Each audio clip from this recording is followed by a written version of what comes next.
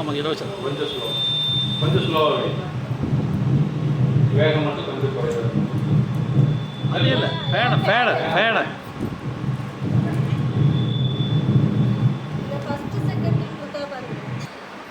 தேசமுய்ய திருத்தொண்ட தொகுவன் படைத்த திருவாளன் வாசமலர்வன் கழல் வணங்க வந்த பிறப்பை வணங்கும். கூலியர்கோன் உட்பொழித்த புகழியர்கோன் கழல் போற்றி ஆலிமிக கண்மிதற்பில் அணைந்த பிரானடி போற்றி வாழி திருநாவலூர் வந்தொன்ற பதம் போற்றி கூலிமணி திருவாலும் ஒரு திருத்தார் பிள்ளைவாள் அந்தனரை முதலாக சீர்படைத்த தொல்லையதாம் திருத்தொண்ட தொகைடியார் பதம் போற்றி கொள்ளை ஒரு புராண கதை உலகறிய விரைத்துரைத்த செல்லுமடி குன்றத்தூர் சேக்கிழார் அடி போற்றி ஈராண்டில் சிவஞானம் பெற்றுகிறது மெய்கண்டார் இணைத்தால் போற்றி நாராண்ட வல்லடியாருக்கு அன்புரைந்த அல்லது நற்றால் போற்றி நீராண்ட கடைந்த நகர் மரஞான சம்பந்த நிழல்தால் போற்றி சீராண்ட தில்லை நகர் உமாவதியார் செம்பதுமர் திருத்தார் போற்றி.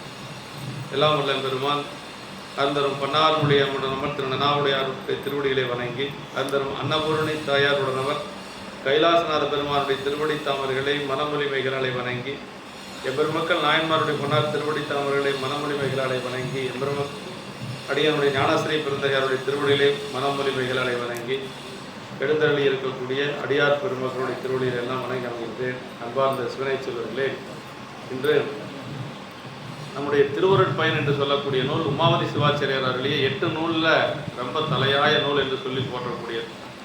திருவருட்பயன் அதே மாதிரி சிவப்பிரகாசம் ரெண்டு ரொம்ப ரொம்ப முக்கியமான நூல்.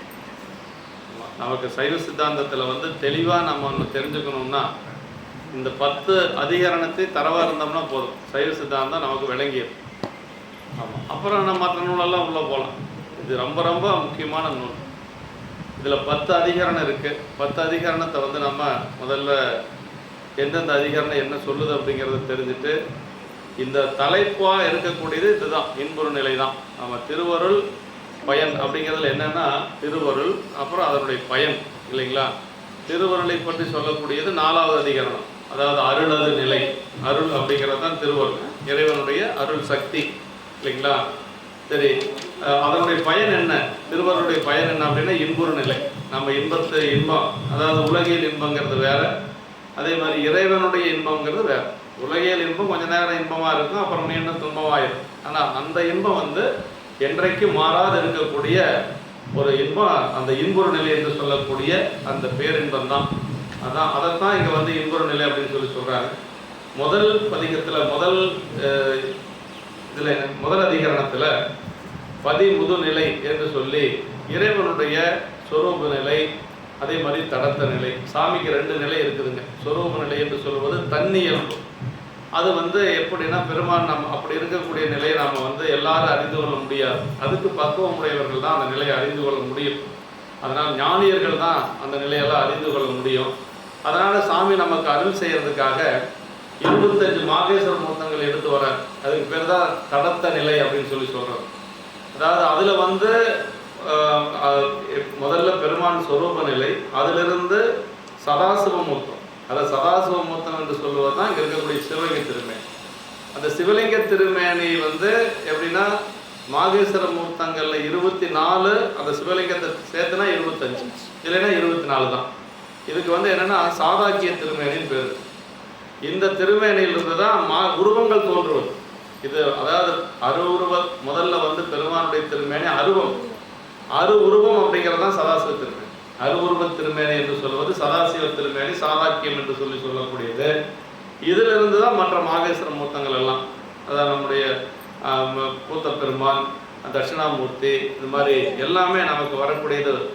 அத்தனை விநாயகர் பெருமான், முருகப்பெருமான் எல்லாமே அதிலிருந்து தோன்றுவது தான்.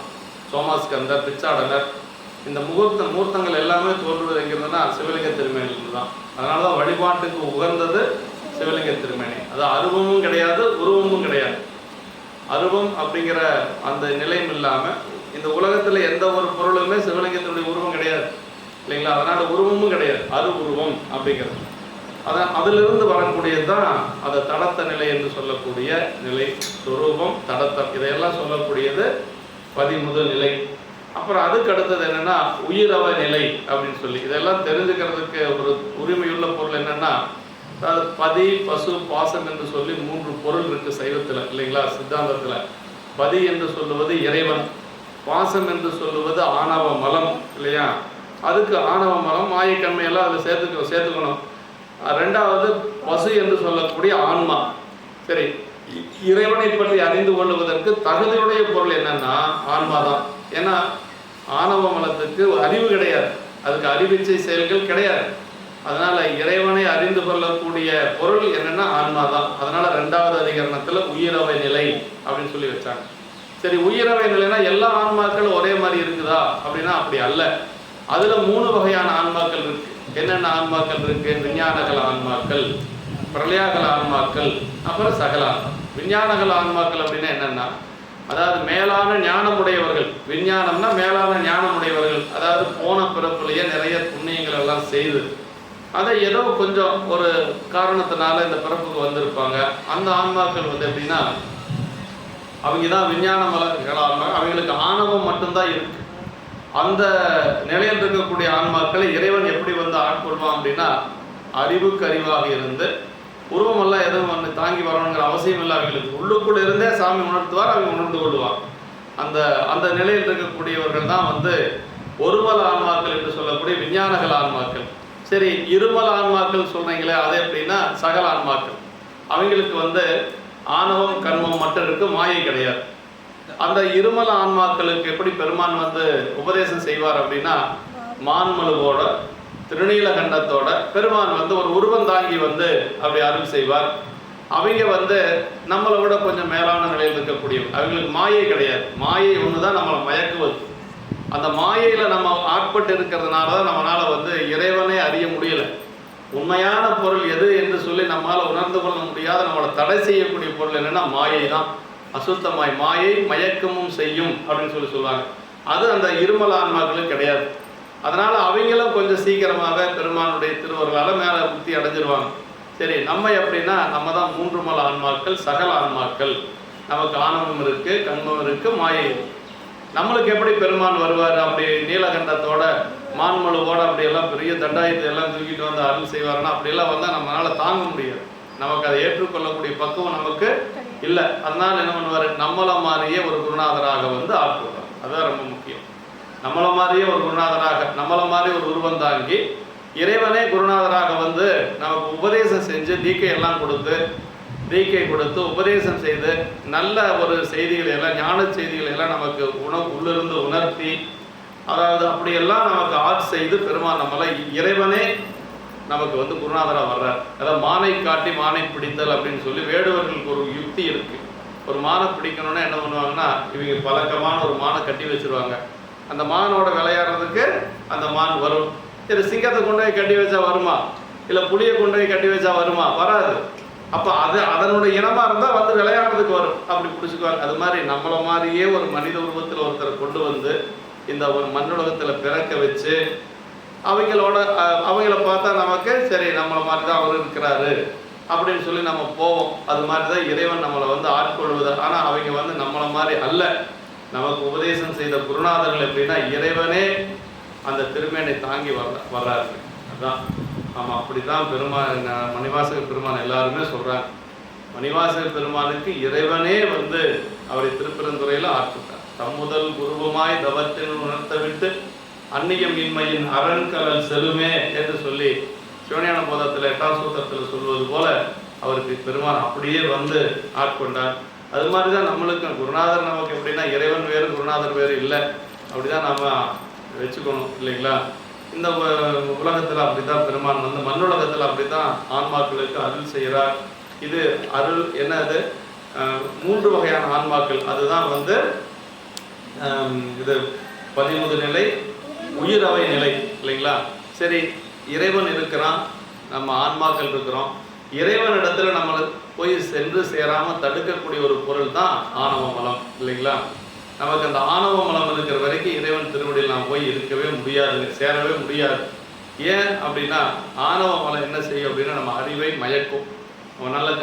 நமக்கு நல்ல அறிவு வர்றதுக்கு விடாது. அப்புறம் அந்த ஆணவ மலத்தோட இந்த உலகத்தில் இருக்கக்கூடிய மாயையும் சேர்ந்துக்குது. 2 மலங்கள் சேர்ந்துக்குது. மாயை கண்மம் என்று சொல்லக்கூடிய இரட்டை மலம். அதுக்கு பேர் மாயை இருந்தால் கண்மம் இருக்குது, கண்மம் இருந்தால் மாயை, 2ம் இருக்குது. அதுக்கு பேர் இரட்டை மலம். ஆமாம், அது 2ம் இறைவனால் கூட்டுவிக்கக்கூடிய மலங்களுங்க. ஆமாம், ஆணவ மலம் சகச மலம்னு பேர். அது எப்பொழுது இருக்கக்கூடியது. என்னைக்கு ஆன்மா உண்டோ அன்னைக்கே ஆணவ மலம் உண்டு, இடையில வந்ததெல்லாம் கிடையாது. அதுக்கு பேரு சகச மலம்னு பேரு. இந்த மலத்தை போக்கிக் கொள்வதற்கு சாமி 2 மலம் கொடுத்துருக்கிறார் நமக்கு. அதாவது ஒரு மலத்தை போக்குவதற்கு 2 மலம். ஒரு குழந்தை வந்து ஒரு ஆய் போயிடுச்சுன்னு வச்சுக்கோங்களேன், அதை சுத்தம் பண்ணுறதுக்கு என்ன செய்வோம்? முதல்ல சாணம் போட்டு மெழுகுவோம், அப்புறம் அதற்கு பிறகு அந்த கோமயத்தை போட்டு அதை சுத்தம் பண்ணுவோம், கோசலத்தை போட்டு சுத்தம் பண்ணுவோம். அது மாதிரி ஒரு மலத்தை போக்கிக் கொள்வதற்கு இறைவனால் கொடுக்கப்பட்ட மலங்கள் 2. அது நம்மளுடைய வினையின் காரணமாக கொடுக்கப்படுவது கண்மம்.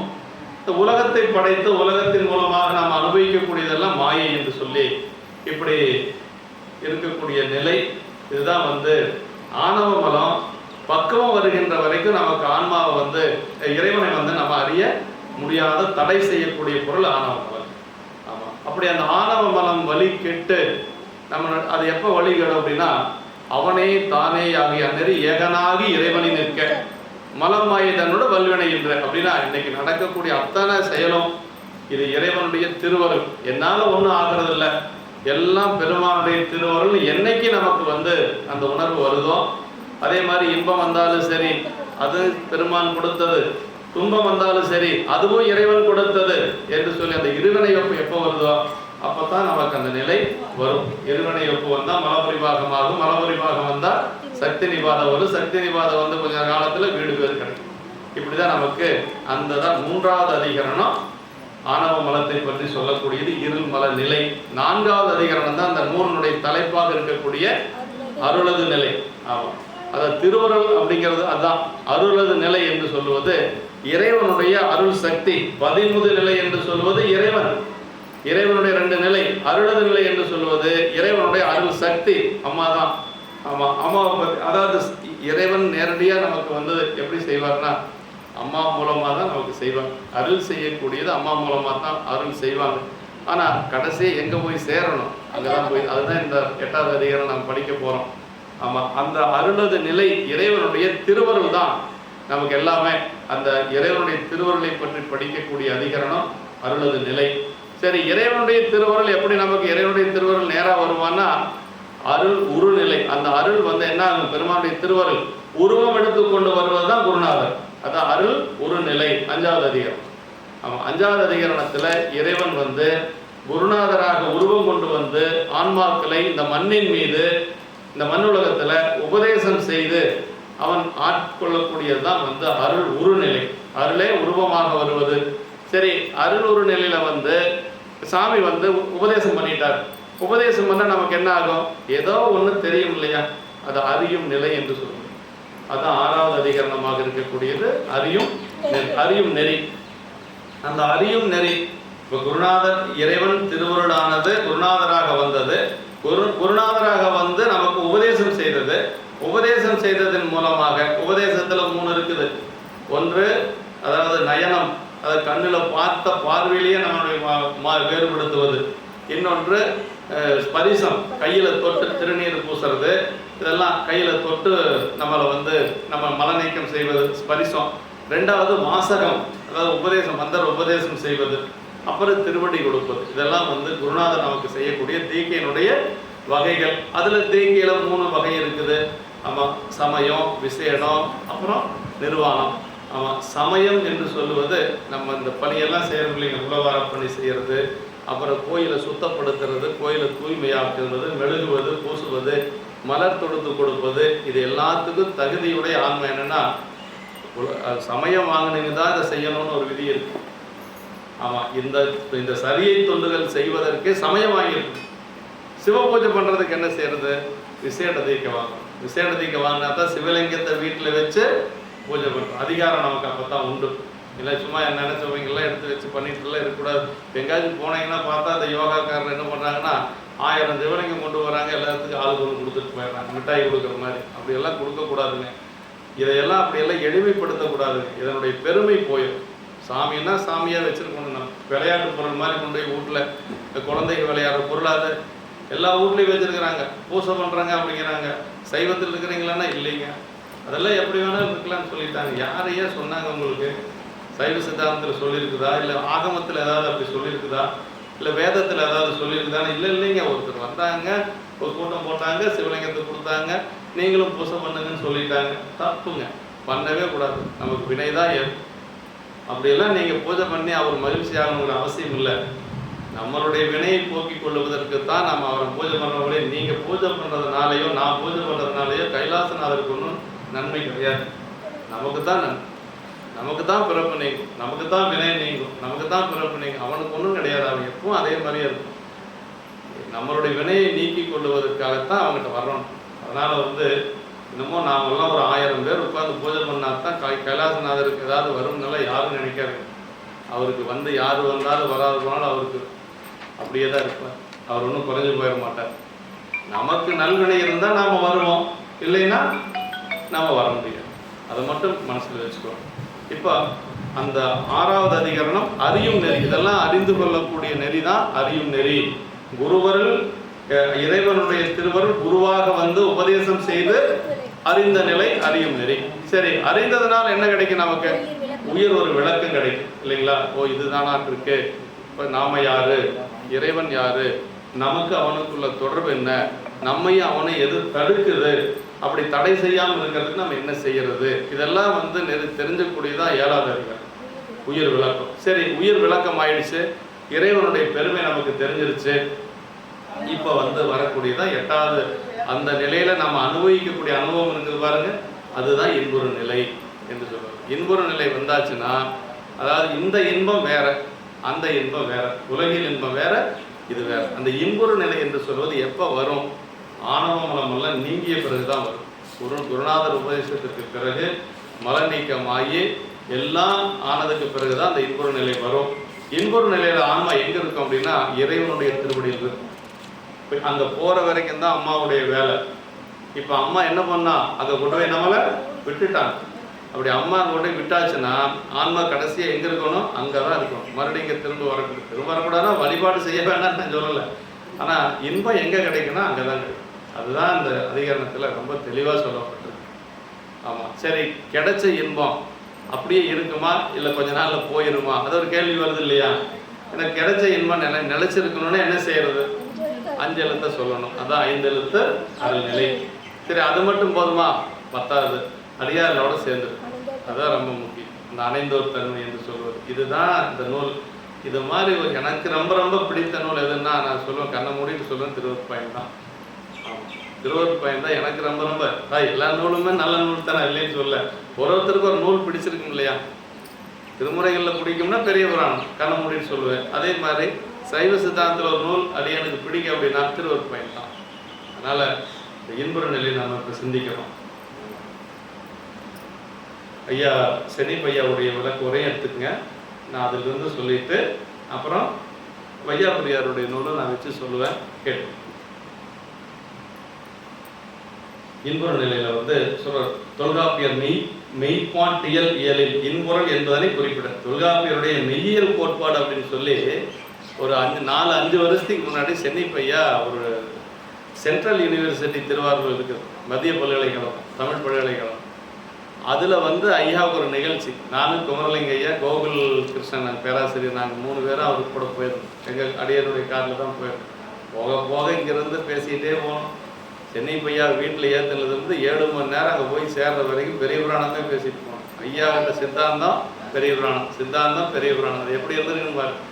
குமரலிங்க நாங்கள் மறக்க முடியாத ஒரு ட்ரிப் எதுனா, சென்னிப் ஐயா காரில் ஏறினதுலேருந்து அங்கே போய் சேர்ற வரைக்கும், திரும்ப வீடு சேர்ற வரைக்கும் 7 மணி நேரம் பெரிய புராணமே தான். அப்புறம் சைவ சித்தாந்தம். அந்த தலைப்பு என்னன்னா மெய்யியல் கோட்பாடு. தொல்காப்பியத்தில் மெய்யியல் கோட்பாடு. தொல்காப்பியங்கிறதே ரொம்ப கடினமான நூல், எல்லாத்துக்கும் தெரியும், இலக்கணம். அதில் மெய்யியல் கோட்பாடு அப்படிங்கிறத அதில் நம்ம ஆன்மீகத்தை பற்றி, இந்த சைவத்தை பற்றி எல்லாம் இருக்குது, அதை பற்றி பேசினார். ஒரு குறிப்பு இல்லாமல் 2 மணி நேரம் பேசினார். அதுதான் அவருடைய சிறப்பு. சென்னிப் ஐயாவுடைய நினைவாற்றல் இருக்குது பாருங்க, யாருக்கும் அந்த மாதிரி வராது. தொல்காப்பிய மெய்யியல் கோட்பாட்டில் குறிப்பே இல்லாமல் அது சென்ட்ரல் யூனிவர்சிட்டியில் பேசி அந்த டிபார்ட்மெண்ட்டு பிரின்சிபல் ஹெச்ஓடி எல்லாம் அவர் தனியாக கூட்டிகிட்டு போய் அப்புறம் ரொம்ப நேரம் அவர்கிட்ட பேசிகிட்டு இருந்தாங்க. அப்புறம் இந்த மாதிரி அடியான் கூட போகிறதுக்கு ஒரு வாய்ப்பு இருக்குது. இப்போ 94 வயசாக செய்யும். நாங்கள் அங்கே போகிற போதே கிட்டத்தட்ட 89 இருக்கும், 89-88 வயசு இருக்கும். அதான் அந்த மெய்யியல் கோட்பாட்டுன்னு சொல்லியிருக்காரு. மெய்ப்பாட்டியல் இயலில் இன்பொருள் என்பதனை குறிப்பிட்டுள்ளார். தொல்காப்பியரே சொல்லியிருக்கார். இன்பொருள் அப்படிங்கிறது தொல்காப்பியரே சொல்லியிருக்கிறது. தொல்காப்பியத்திலே சொல்லப்பட்டது. அவ்வுடைமையை நினையும் தோறும் இடையிட்டு பிறக்கும் மன மகிழ்ச்சி என்று பேராசிரியர் விளக்கம் தந்துள்ளார். அதாவது அந்த உடைமையை நினையும் தோறும் இடையிட்டு பிறக்கும் மன மகிழ்ச்சி என்று சொல்லி பேராசிரியருடைய விளக்கம். இது உலகில் இன்பொருள் நிலை. மெய்ப்பொருள் ஏழில் உண்டாகும் நிலை இதனின் வேறானது. அதாவது இது உலகில் இன்பொருள் நிலை. மெய்ப்பொருள் ஏழில் உண்டாகும் நிலை இதனின் வேறானது. அது இறைவனுடைய மெய்ப்பொருள். மெய்ப்பொருள்ங்கிறது இறைவன். எப்பொருள் யார் யாருவாய் கேட்கணும் அப்பொருள் மெய்ப்பொருள் காண்பது. மெய்ப்பொருள்ங்கிறது இறைவன். அந்த இன்பங்கிறது வேறங்க. ஆமா, அதுதான் பூண்ட ஐம்புலனில் புலப்படா இன்பம். சுந்தரமூர்த்தி சாமிகள் நம்ம பேரூர் அந்த கூத்த பெருமானை வழிபாடு செய்கின்ற பொழுது அவர் அடைந்த நிலை அது. ஐம்புலனில் அடங்கா இன்பம், பூண்ட ஐம்புலனில் புலப்படா இன்பம் என்று சொல்லி சேக்கிழார் பெருமான் சொல்றாரு. யாராவது அங்கே போகாமல் இருந்தால் போயிட்டு வந்து எங்க பேரூர் கூத்த பெருமானை யாராவது வழிபாடு செய்யாமல் இருந்தால் உடனடியே போயிட்டு வந்துரு. அவ்வளவு அருமையான கூத்த பெருமான். நம்ம இந்த கொங்குநாட்டில் அந்த மாதிரி எங்கேயுமே இல்லை. கூத்த பெருமானை நீங்கள் சிதம்பரத்தில் பார்க்கணும். அப்படி அதுக்கு அடுத்தது ஒரு கூத்த பெருமான் பார்க்கணுன்னா பேரூர் தான். மேலை சிதம்பரம் பேரூர். அதை அங்கே தான் சொல்றார். பூண்ட ஐம்புலனில் புடப்படா இன்பம் என்று சொல்லி சேக்கிழார் பெருமான் சொல்றார். தசகாரியங்களில் நிறைவாக குறிக்கப்பெறும் சிவபோகமே இன்பொரு நிலை. ரொம்ப முக்கியம். இதுவே ஆன்ம லாபம். உயிர் விளக்கம் பெற்றவன் இன்பொரு நிலை ஏற்படும் என்ற முறையில் அதிகாரிப்பு அமைந்தது. உயிர் விளக்கமானால் தான் இன்பொரு நிலை கிடைக்கும். சுந்தரமூர்த்தி சாமிகள் கைலாயம் போனார் இல்லையா? வேளாணை சருக்கத்தில் கைலாயம் போற பொழுது அவர் எந்த நிலை அடைந்தார் அப்படின்னா இந்த நிலை அடைந்தார் அப்படின்னு யாரு சொல்ல? சேக்கிழார் பெருமான் வெள்ளாணை சருக்கத்தில் 2வது பாட்டில் சொல்றார். படியில் நீடும் பக்தி முதல் அன்பு நீரில் பனை துவங்கி வடிவு நம்பி யாரோர செம்பொன் திருமேனி வனப்பாக கடிய வெய்ய இருவினையின் களையெட்டெழுந்து கதிர்பரப்பி முடிவில்லாத சிவபோகம் முருகி முதிர்ந்து விளைந்தார். எப்படிப்பா? ஏன் அவர் கைலாயம் போனார்னா சிவபோகம் கடைசிய 10வது நிலை தசகாரியத்தில் 10வது நிலை. அந்த 10வது நிலை அடைந்திருந்தார். அதனால அவர் கைலாயம் போகணும்னு என்ன அவருக்கு வந்தது. அந்த இன்பம் தான் நாம இப்போ பேசக்கூடிய இன்பம். இன்பொரு நிலை. உலகியல் இன்பம் கிடையாது. உலகியல் இன்பத்தை தூக்கி அப்படி அந்த பக்கம் வச்சிட வேண்டியதுதான். இனி அனுபவிக்க போறது எல்லாமே இந்த ஆன்மா உயிர் விளக்கமான ஒரு ஆன்மா அப்படின்னா மலம் நீக்கமான ஒரு ஆன்மா. அந்த ஆன்மா அடையக்கூடிய நிலை என்னன்னா உலகியல் இன்பத்துக்கு அங்கே வேலையே இல்லை. முழுக்க முழுக்க இறைவனுடைய திருமருள் தான். அந்த இன்பொரு நிலை தான் இந்த நிலை என்று சொல்லி, அதாவது உயிர் விளக்கம் பெற்றவன் இன்பொரு நிலை. அதாவது என்ன சொல்றாருன்னா இன்ப கூட்டல் உறும் கூட்டல் நிலை. ஆன்மா இன்பத்தை அடையும் நிலை. இன்பம் இங்கு சிவானந்தத்தை குறித்தது. உறுதல்னா அடைதல். இன்பு உரு அடைதல். இங்கு அடைந்து அனுபவித்தலை குறித்தது. நிலை இயல்பு தன்மை. இது ஆன்ம லாபம் அப்படின்னு சொல்லி போகுது. இதுவே திருவருளால் அடையத்தக்க முடிந்த பயன். இதுதான் முடிந்த பயன். இதுக்கு மேல ஒரு பயன் கிடையாது. என் நூற்பெயரில் குறிப்பிட்ட பயன் என்பது இந்த அதிகாரத்தில் சொல்லப்படுகிறது. அறியும் நெறியில் விளக்கம் சொத்தம் பெற்ற ஆன்மா பெறுவது சிவானந்த மாதலின் இவ் அதிகாரம் உயிர் விளக்கம் என்பதனை அடுத்து வைக்கப்பட்டதுன்னு உண்மையான ஒரு விளக்க உரை. இந்த இன்பொரு நிலைக்கு விளக்க உரை அற்புதமா சொல்லியிருக்கேன். இந்த இன்பம் உலகியல் இன்பம் வேற, அருளால் அனுபவிக்கக்கூடிய இன்பம் வேற. அதுக்கு உதாரணம் என்னன்னா சுந்தரமூர்த்தி சாமிகள் அடைந்த நிலை. அவருக்கு கைலாயம் போகணுன்றெல்லாம் அவர் போகல. சேரமான் பெருமாள் நாயனரோட சேர்ந்து இருக்கணும்னு தான் போறேன். சேரமான் பெருமாள் நாயனர் முதல் பாட்டில் சொல்றாரு, மூலமான திருத்தொண்ட தொகைக்கு முதல்வராய் இந்த ஞாலமுய இளந்தருள் நம்பி தம்பிரான் தோழர் காலை மலர் செங்கமலக்கன் களரைற்றறிவாருடன் கூட ஆலமுண்டார் திருக்கையிலை அணைந்தது அறிந்தபடி உரை செய்தான் அப்படின்னா பாருங்க. அவர் யாரோட சேர்றதுக்கு காலை மலர் செங்கமலக்கன் களரைற்றறிவாராம். அவர் கண்ணு மட்டும் அப்படியே தாமரை மாதிரி இருக்குமா? யார்? சேரமான் பெருமாள். அவர் கேரளாக்காரர் எப்படி இருந்திருப்பார்? மலைநாட்டுக்காரனுக்கு சொல்ல கண்ணு மட்டும் அப்படியே செந்தாமரை மாதிரி இருக்குமா சேரமான் பெருமாள் நாயனார். காலையில மலர்ந்த செந்தாமரை மாதிரி. காலை மலர் செங்கமலக்கன் களரிற்றறிவாருடன் கூட ஆழமுண்டார் திருக்கையிலே அணைந்தது அறிந்தபடி உரை செய்வான் அப்படின்னா. ஆமாம், ஏதோ எனக்கு தெரிஞ்ச அளவுக்கு கொஞ்சம் சொல்லிக்கிறேன், முழுசும் சொல்ல முடியாது அப்படின்னு சொல்லி சேக்கிழார் பெருமானே சொல்றார். ஆமாம், முதல் பாட்டு இன்பொரு நிலையினை எய்துவர் யார் அப்படின்னு சொல்லி சொல்றார்.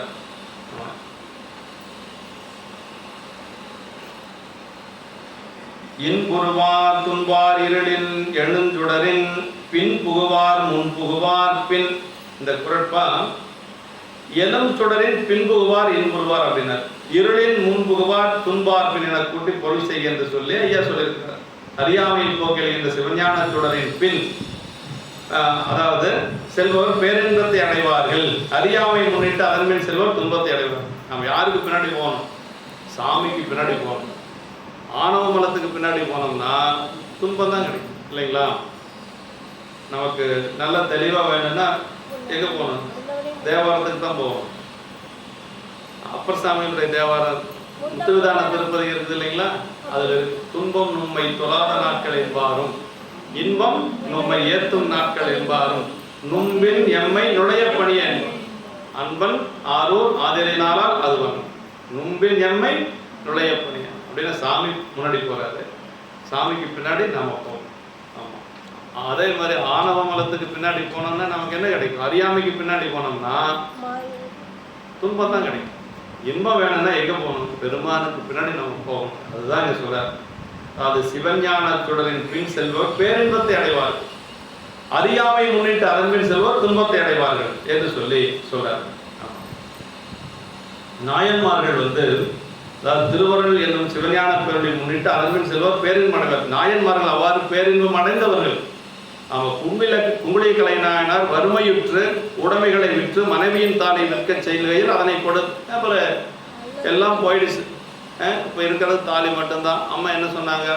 இதை கொண்டு போய் வச்சு அரிசி வாங்கிட்டு வாங்க. நாங்கள் குங்குளியமாக வாங்க சொல்லுவாங்க. அரிசி வாங்கிட்டு வாங்க, பிள்ளைகள்லாம் குழந்தைகள்லாம் சோறு இல்லாமல் கிடக்குது, வீட்டில் சாப்பாட்டுக்கு வழி இல்லை, அரிசி வாங்கிட்டு வாங்க, மற்றதெல்லாம் எப்படியோ பார்த்துக்கலாம் கேட்டு சொல்லி எப்பொழுதும் கொடுக்கக்கூடாதது மங்களியம். மங்களியத்தை மட்டும் கொடுக்கவே கூடாதும்பாங்க இல்லையா? ஆனால் அந்த மங்களியத்தையே கொடுத்தது அம்மா கொடுத்தாங்க. அதை வாங்கிட்டு போனார்.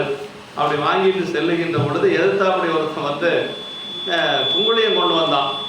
சரி, வீட்டில் சாப்பாடு இல்லைங்கிறதெல்லாம் அவருக்கு அந்த இடத்துல நினைவுக்கு வரல.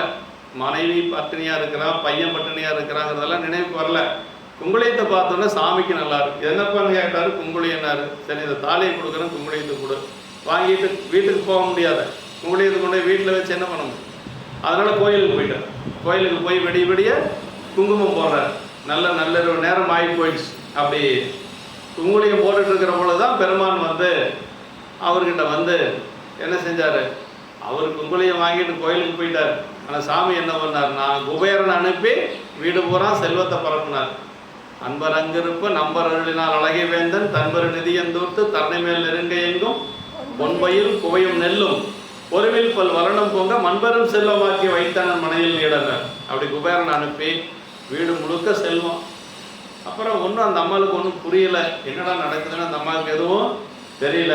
சாமி என்ன பண்ணார்னா, நீ வீட்டில் போய் நல்லா சாப்பிட்டுட்டு பசியை போக்கிட்டு அப்புறமா நீங்கள் வா அப்படின்னு சொல்லி சாமிக்கான சொல்கிறார். அது சாமி சொல்கிறத கேட்டு தான் ஆகணும். அப்புறம் அவர் மீண்டும் வீட்டுக்கு போய் பயந்துட்டே போகிறார். அங்கே ஒன்றும் இல்லை, இவர் வேறு சாப்பிட சொல்கிறாரு. எங்கே இருக்குது அங்கே சாப்பிட்றதுக்கு? ஒன்றும் இல்லையேன்னு போய் பார்த்தா வீடு பூரா எல்லாம் ஒரே செல்வமாக இருக்குது.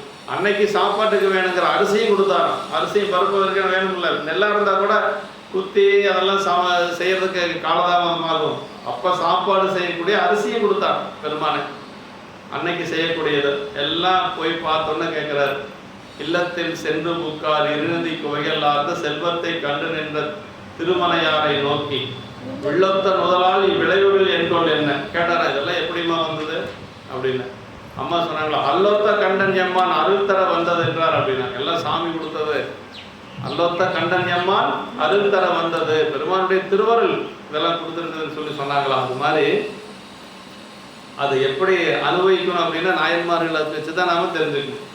எதா இருந்தாலும் சாமி கொடுத்தது, அவ்வளோதான். இறையர்களை முன்னிட்டு பணி செய்ததால் வீட்டில் செல்வம் பெருகிற்று, பேரின்பம் அடைந்தார். மெய்ப்பொருள் நாயனாரும் மேனாதி நாயனாரும் திருவருளையே முன்னிட்டு செயல்பட்டதால் பேரின்பம் பெற்றனர். முத்தநாதனும் அதிசோரும் அறியாமை முன்னிட்டு சென்றதால் திருவருள் பெற்ற இழந்தார்கள். மெய்ப்பொருள் நாயனார் திருவருள் பின்னாடி நின்றார், ஏனாதி நாயனார் திருவருள் பெருமான் திருவடி அடைந்தார். அதே மாதிரி முத்தநாதன் அறியாமைக்கு பின்னாடி போனான். அதே மாதிரி அதிசோரன் அறியாமைக்கு பின்னாடி போனான். அவர்கள் அழிவாகிறதுக்கு திருவருள் பேட்டை இழந்தார்கள் என்று சொல்லி சொல்றார். மூர்த்தி நாயனார் சந்தனம் கொடுப்பது என்ற பணியில் திருவருள் துணையால் உறுதியாக நின்றார். அரசர் பதவியும் வந்தது, பேரின்பமும் அடைந்தார். அரசர் பதவி மட்டுமல்ல, அதுக்கு மேல பெரிய பேரின்பம் கிடைச்சது, பெருமானுடைய திருவருள் இன்பம் கிடைச்சது.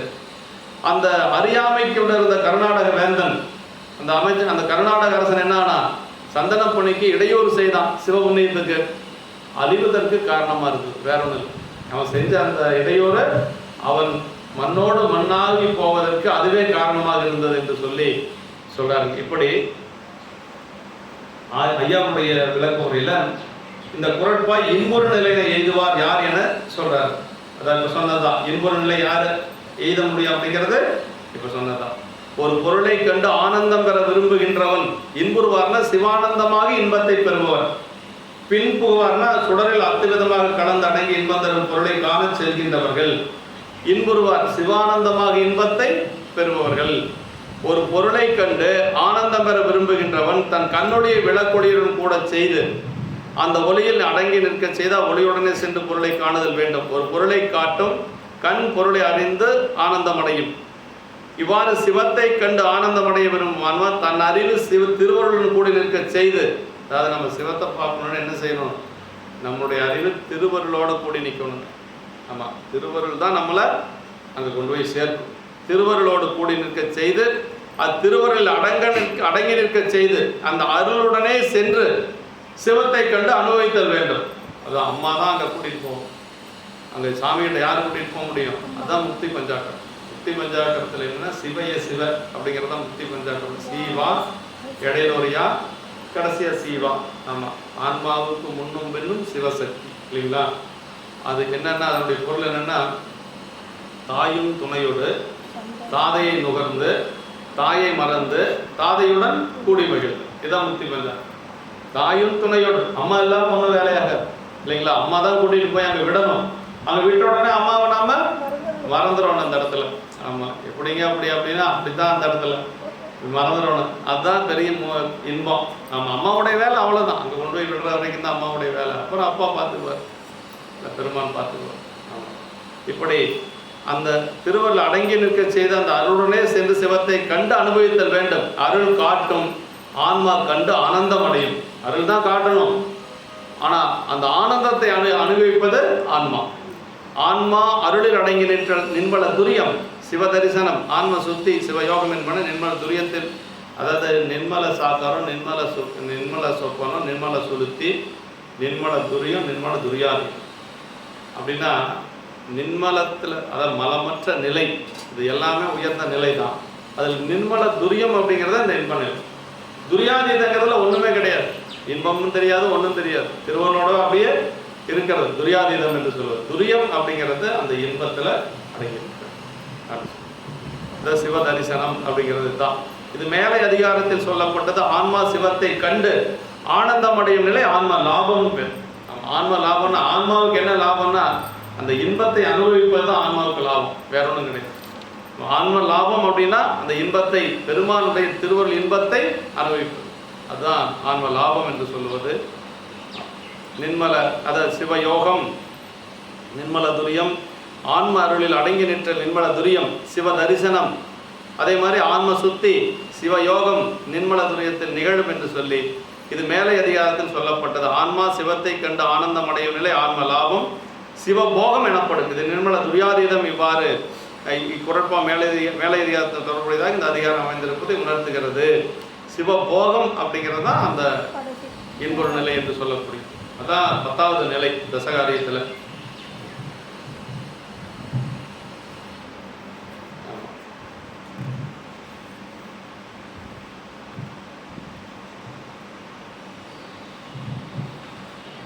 முன்புகுமாருக்கு அருள் பின்னிட்டு நிற்கும் அவ்வருளே திரோதானம் எனப்படுவது. திரோதானம் தொடக்கத்தில் தரும் துன்பம் பின் இன்பத்துக்கு ஏதுவாகும். திரோதானம்னா மறைப்பாற்றம் இல்லையா? பெருமானை சென்று சேராமல் மறைக்கக்கூடியது. ஏன் மறைக்குது? நம்ம ஆன்மா உலகியல் இன்பங்களை அனுபவிக்க வேண்டும் என்பதற்காக. ஏன்னா எதுக்காக சாமி இந்த உடம்பு கொடுத்துருக்கிறாரு? உலகியல் இருக்கக்கூடிய இன்ப துன்பங்களை எல்லாம் அனுபவித்து நம்முடைய வினைகளை போக்கிக் கொள்வது. நம்ம சாமி அதுக்கு தான் இந்த உடம்பு கொடுத்துருக்காரு. இன்பத்தை மட்டும் அனுபவிக்கிறதுக்கு அல்ல, துன்பத்தையும் சேர்ந்து அனுபவிக்கணும். துன்பத்தை அனுபவிக்கின்ற பொழுது நம்முடைய தீவினை குறையும், இன்பத்தை அனுபவிக்கின்ற பொழுது நம்முடைய நல்வினை குறையும். அப்படி மைனஸ் ஆகிட்டே வந்துட்டே இருக்கு. அப்படியே கணக்கு அப்படியே குறைஞ்சிட்டே வரும். அப்படி அனுபவிக்கத்தான் அந்த கணக்கு குறையும். ஒரு கட்டத்தில் சரி இன்ப நல்வினை என்ன இன்பம் வந்தாலும் சரி துன்பம் வந்தாலும் சரி என்னமோ வந்துட்டு போதுமோ அப்படின்னு ஒரு நிலை வருது பாருங்க. அதுதான் வந்து இருவினையம். அது வர வரைக்கும் மாறி மாறி ரெண்டும் வந்துட்டே தான் இருக்கு. ஒன்றுமே பண்ண முடியாது. முன்னர் தந்த துன்பம் ஆணவ மல நீக்கத்துக்கு உதவியாக இருப்பதனால் பின்னர் இன்பமே தரும் என்பது பெறப்படும். சுடரின் பின் புகுவார் அப்பொழுது இன்பம் அனுபவிப்பர். சுடரின் முன் புகுவார் பின்னர் இன்புறுவன் என முடித்துக் கொள்ளுதல் வேண்டும். இறை சக்தி திருவருளாக நின்றாலும் திரோதானமாக நின்றாலும் ஆன்மாவுக்கு இன்பமே விளையும் என்பது கருது. பெருமானுடைய சக்தி தான் திரோதானம் அப்படிங்கிறது திருவருள் ரெண்டுமே. அஞ்சலத்துல வந்து திரோதானம் அப்படிங்கிறது நகாரம். நமசிவாயம் இருக்கு இல்லைங்களா? நமசிவாயத்துல நகாரம் என்று சொல்வது திரோதான சக்தி மறைப்பாற்றல். வகாரம் என்று சொல்வது அருள் சக்தி. ரெண்டையும் நல்லா வச்சுக்கோணும். ரெண்டு சக்தி தான். வாய் என்று சொல்லுவது அருள் சக்தி, நாய் என்று சொல்லுவது திரோதான சக்தி. திரோதான சக்தி அதுவும் நமக்கு இன்பத்தை தான் கொடுக்கும்.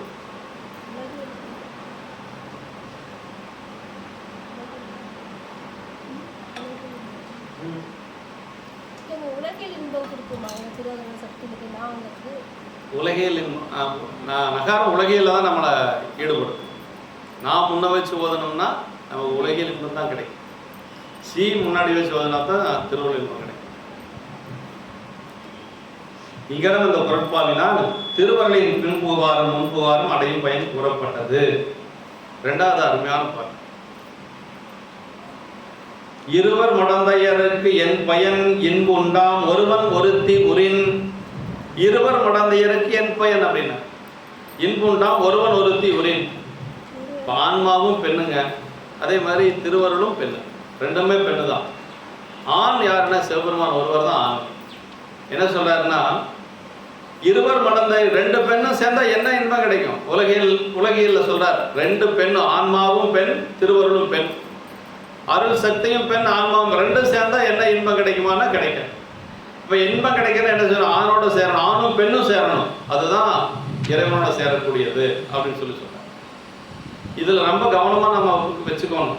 என்னன்னா இப்ப வந்து உலகியல் இன்பம் அப்படிங்கிற பொழுது ஆணும் பெண்ணும் சேருகின்ற பொழுது ரெண்டு பேருக்கு இன்பம் கிடைக்கும். அதுதான் உலகியல் இன்பத்துல வந்து ஆண் பெண் ரெண்டுக்கும். ஆனா இதுல எப்படின்னா ஆன்மாவும் சிவமும் சேருகின்ற பொழுது சிவத்துக்கு ஒன்றும் இன்பம் கிடையாது, ஆன்மாவுக்கு தான் இன்பம். ஆனா ரெண்டே ஒன்னா நாம வச்சு மயங்க கூடாது. இதுல ரெண்டு பேருக்கு இன்பம் கிடைக்கும். அதுல வந்து யாருக்கு இன்பம் கிடைக்கும்? ஆன்மாவுக்கு மட்டும்தான் இன்பம் கிடைக்கும். ஏன்னா இன்பத்தை கொடுக்கக்கூடிய பொருள் சிவம், அது முக்கியம். அதுதான் அந்த தந்தது உந்தன்னை பாட்டு ரொம்ப முக்கியங்க. சாமிகிட்ட என்ன சொல்றாங்க மணிவாசகர் பெருமான், சாமி நான் உங்களுக்கு என்ன கொடுத்தேன், நீங்க எனக்கு உங்களை கொடுத்தீங்க. ஆனா எனக்கு வந்து அளவில்லாத ஆனந்தம் கிடைச்சது. ஆனா உங்களுக்கு என்ன கிடைச்சது? என்னால ஒன்றும் கிடைக்கும். நம்மளால சாமிக்கு ஏதாவது கிடைக்க போகுதா? தந்தது உந்தன்னை கொண்டது என் தன்னை சங்கரா ஆர்வலோ சதுரர் அந்தம் ஒன்றெல்லாம் ஆனந்தம் பெற்றேன் யாதனை பெற்றது ஒன்று என்பால் சிந்தையே கோயில் கொண்ட எம்பெருமான் திருப்பெரும் துறையுரை சிவனே எந்தையே ஈசா உடலிடம் கொண்டா யான் இதற்கிழமோர் கைமாறு. என்ன கைமாறு செய்ய முடியுதுக்கு? நீ எனக்குள்ள வந்த, நான் உனக்குள்ள வந்தேன், ஒருத்தருக்குள்ள ஒருத்தரா இருக்கிறோம். ஆனா என்னால உங்களுக்கு ஏதாவது பயன் உண்டா, இன்பம் உண்டானா ஒன்றும் இல்லை. ஆனா உங்களால எனக்கு ஒரு பெரிய இன்பம் கிடைச்சது. நான் இதுக்கு என்ன கைமாறு செய்ய முடியும் அப்படின்னு சொல்லி மணிவாசக பெருமான் கேட்கறது இதுதாங்க. ஏன்னா ஒரு மேற்கோள் சொல்றாங்க அப்படின்னா அந்த மேற்கோள் அப்படியே நம்ம எடுத்துக்க முடியாது. ஒரு உடை தான் நம்ம எடுத்துக்க முடியும், அது ஒரு பகுதி தான் நம்ம எடுத்துக்க முடியும். அதான் சொல்றாரு இதுல இருவர் மடந்தையருக்கு என் பயன் இன்பு உண்டாம் ஒருவன் ஒருத்தி உரின் அப்படின்னாரு. ஆன்மா சிவத்துடன் கூடுவதால் சிவானந்தம் விளையும், அருளுடன் கூடுவதால் சிவானந்தம் விளைவது இல்லை என கூறுகிறது. அருளோட மட்டும் அதை சாத்தம் அப்படிங்கிறது அம்பாள் வழிபாடுங்க. அதோட நின்றக்கூடாது. நம்ம அந்த அம்பாள் வழிபாட்டை வைத்துக் கொண்டு பெருமான் திருவடிக்கு போகணும். அதுதான் வந்து நிலைத்த இன்பம் கிடைக்கும். அதோட நின்றக்கூடாது, அம்பாள் வழிபாட்டோட நின்றக்கூடாது. நம்ம சாமி கிட்ட போகணும். அதுதான் ரொம்ப முக்கியம். இருவர் மடந்தையருக்கு தமிழ் பிரிப்பின்றி கூடி முயங்கிய மடந்தையர் இருவருக்கு அப்படின்னார். ஒருவன் ஒருத்தி உரின் இன்பு உண்டாம் ஆடவனும் பெண்ணும் தமிழ் பொருந்தினால் இன்பம் விளையும். இந்த குறட்பாவில் மடந்தையர் இருவர் என்றது திருவருளையும் ஆன்மாவையும் குறித்தது ரொம்ப முக்கியங்க. மடந்தையர் தான் சொல்ல இருவர் மடந்தையருக்கு என் பயன். இந்த ரெண்டு பெண்கள் அப்படின்னு சொல்றது யார சொல்றாரு? திருவருளையும் ஆன்மாவையும். ஆன்மாவில் வந்து ஆண் ஆன்மா பெண் ஆன்மாலாம் கிடையாது. அது நல்லா வச்சுக்கோங்க மனசுல. ஆன்மானா எல்லாம் ஒண்ணுதான். ஆண் ஆன்மா பெண் ஆன்மா அப்படிலாம் கிடையாது. உடம்பு தான் வெவ்வேறு. உடம்புல தான் ஆண் பெண்ணுங்கிற வேறுபாடை ஒழிய ஆன்மாவில் அந்த வேறுபாடு கிடையாது. அதனால ஆன்மா என்று சொன்னாவே பெண் தான். அதான் இங்க சொல்றாரு, ஒருவன் ஒருத்தி என்றது சிவத்தையும் ஆன்மாவையும் குறித்தது, இன்பம் என்றது சிவானந்தத்தை குறித்தது. ஒருவன் ஒருத்தின்னு சொல்றது இந்த இடத்துல யார் அப்படின்னா இந்த குரல்ல ஒருவன் ஒருத்தினா ஒருவன் என்று சொல்வது பெருமான், ஒருத்தி என்று சொல்வது ஆன்மாக்கள் இல்லைங்களா? அதே மாதிரி இன்பம் என்று சொல்லுவது இறைவன். ஆன்மா இன்பம் சிவானந்தத்தை குறிக்கிறது. சிவானந்தத்தை தான் இன்பங்கிறது. ஆமா, அருள் என்பது சிவத்தினுடைய குணமே. அருளுக்கு முதலாக குணியாக இருக்கின்ற சிவத்துடன் கூடி சிவானந்த அனுபவம் பெறுதலாகிய சிவபோகம் எனப்படும் நிர்மல துரியாதீத நிலையை ஆன்மா பெறத்தக்க முடிந்த பயன் என்பது இந்த குறட்பாவினால் வலியுறுத்தப்பட்டது. நிர்மல துரியாதீத நிலை. ஆமா, சாக்கரம் சொப்பனம் துரியம் துரியாதீதம் என்று சொல்லும் மாதிரி அது மாதிரி நிர்மல துரியாதீதம் என்று சொல்வது. நம்முடைய அருளாளர்கள் எல்லாம் எந்த நிலையிலிருந்து பாடினாங்க அப்படின்னா நிர்மல துரியம் நிர்மல துரியாதீதம். ஆமாம், அந்த மாதிரி தான் பாடணும். நிர்மல சாக்கரம்னு சொல்லுவாங்க. நிர்மல சாக்கரம் நிர்மல துரியம் இந்த மாதிரி நிலையிலிருந்து பாடியது தான் நமக்கு திருமுறைகள் எல்லாம். அந்த நிலையில் அவங்க இருந்தாங்க. நிர்மல துரியத்தில் சுகப்பிரபை மற்றும் தோன்றும். நிர்மல துரியத்தில் வந்து சுகப்பிரபை மட்டும் தோன்றும். அது அனுபவம் அன்று. நிர்மல துரியாதீதத்தில் தான் சிவானந்த அனுபவம் தோன்றும். நிர்மல துரியாதீதத்தில் தான் சிவானந்த அனுபவம் தோன்றும். ஏகனாகி இறைவனை நிற்பது துரிய நிலை எனப்படும். அருள்நிலையே ஆதலின ஆண்டு மலம் நீங்கிய துணையானை சுகப்பிரபை மாத்திரையே விளங்குவதன்றி அதீத நிலை கண்ணதாகிய சிவத்துவ விளக்கம் என்னும் பரமசுகம் தோன்றாமையின் அளவும் இருள் நீக்கத்தில் ஒளி விளக்கம் போல பசுத்துவ நீக்கத்தில் அருள் விளக்க மாத்திரையுடன் நிகழ்வதென்று ஆனந்த விளக்கமுடன் நிகழாமையிலும் என வரும் என்று சொல்லி சிவஞான போது சொல்லுது. அதாவது அருள் விளக்கம் மட்டும் போதாது, ஆனந்த விளக்கம் நிகழணும் அப்படின்னு சொல்லி. அந்த ஆனந்த விளக்கம் எப்போ கிடைக்கும்? ஆன்மா சிவத்தோடு சேர்க்கின்ற பொழுது தான் கிடைக்கும். ஆனந்த விளக்கம் சுவானுபதி என்று சொல்லுது. அருள் விளக்கம் பாசசயம், ஆனந்த விளக்கம் சுபானுபதி என்று சொல்லி சொல்றேன். அதுதான் உயர்ந்தது ஆனந்த விளக்கம். இங்காலும் இந்த குறட்பாவினால் ஆன்மாவுக்கு அருளை பெறுவதனால் மட்டும் ஆனந்தம் நிகழாது, அருளால் சிவத்தை பெற்றால் மட்டுமே ஆனந்தம் நிகழும் என்பது கூறப்பட்டது. எங்க நிற்கணும்? அங்கதான் நிற்கணும். அருளோடவே நின்றக்கூடாது. சிவத்தை ஆணாகவும் அருளையும் ஆன்மாவையும் பெண்ணாகவும் கூறும் மரபினை என்று சொல்லி அதான் அப்பர் சாமிகள் திருவாரூர் தேவாரத்தில் சொன்னார். முன்னம் அவனுடைய நாமம் கேட்டால், அவன்கிறது யாரு? சிவபெருமான். கேட்டால்ங்கிறது யாரு? அப்பர் சாமிகள். அவன் தன்னை பெண்ணாக இறைவனை ஆணாக. இதுதான் திருக்கோவையார் முழுக்க அப்படிதான் இருக்கு. திருச்சிற்றம்பல கோவையார் சொல்றோம் இல்லைங்க, 400 பாட்டு மணிவாசக பெருமான் பாடியது அப்படிதான் இருக்கு. தன்னை ஒரு பெண்ணாக கூத்த பெருமானை பாட்டுடை தலைவனாக வைத்து பாடியதுதான் திருக்கோவையார். பொன்வண்ண தந்தாதி அப்படிதான் இருக்கும். பொன்வண்ண தந்தாதியில வந்து பெருமான் மீது காதல் கொண்ட ஒரு பெண் தன்னுடைய உடம்பு பசலையாவது போல அதில் சொல்லப்பட்டிருக்கு. பொன்வண்ணம் எவ்வண்ணம் அவ்வண்ணம் மேனி என்று சொல்லுவது அதுதான். ஆமாம், அப்படின்னா இறைவனை ஆணாக ஆன்மாக்கள் பெண்ணாக, அதாவது அப்படிதான் நம்ம அகத்துறையில் வரக்கூடியது அதுதாங்க. அதான் முன்னம் அவனுடைய நாமம் கேட்டால் மூர்த்தி அவனுக்கு வண்ணம் கேட்டால் பின்னை அவனுடைய ஆரூர் கேட்டால் பெயர்த்தும் அவனுக்கு பிச்சையானால் அன்னையும் அத்தனையும் அன்றே நீத்தாள் தன்னை மறந்தால் தன் நாமம் கேட்டால் தலைப்பட்டால் நங்கை தலைவன் தாளே. பெருமானுடைய திருவடிதான் அந்த தலைவன் அப்படிங்கிற அந்த இடத்துல இறைவன். அவள் அப்படின்னு சொல்றது அந்த பெண்ணாக சொல்லுவது அப்பர் சாமி.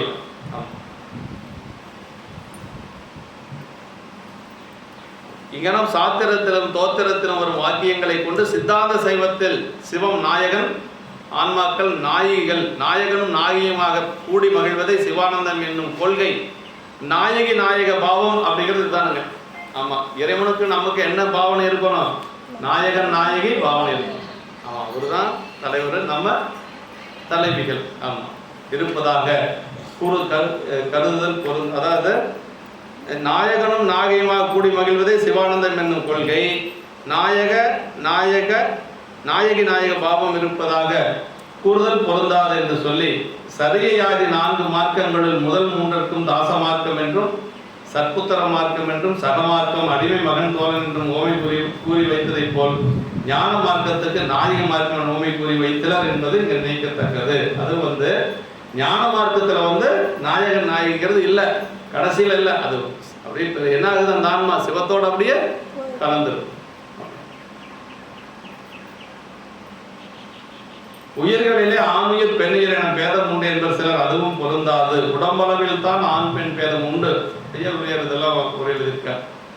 அவ்வுடம்பை எடுத்த ஆன்மாவின் எடுத்து அந்த தன்மைகள் விளங்கும். விலங்கு பறவை முதல் உடம்புகள் எந்த எடுத்த ஆன்மாக்களுக்கு அவ்வுடம்புடன் அவ்வுடம்புடன் தன்மை விளங்குவது போன்ற இது. மாணிக்க வாசகருக்கு விளைந்த ஆனந்தமும் காரைக்கால் அம்மையாருக்கு விளைந்த ஆனந்தமும் ஒன்றே என்பதை இங்க நினைத்து பார்த்தல் வேண்டும். மாணிக்க வாசகருக்கு என்ன ஆனந்தம் கிடைச்சது?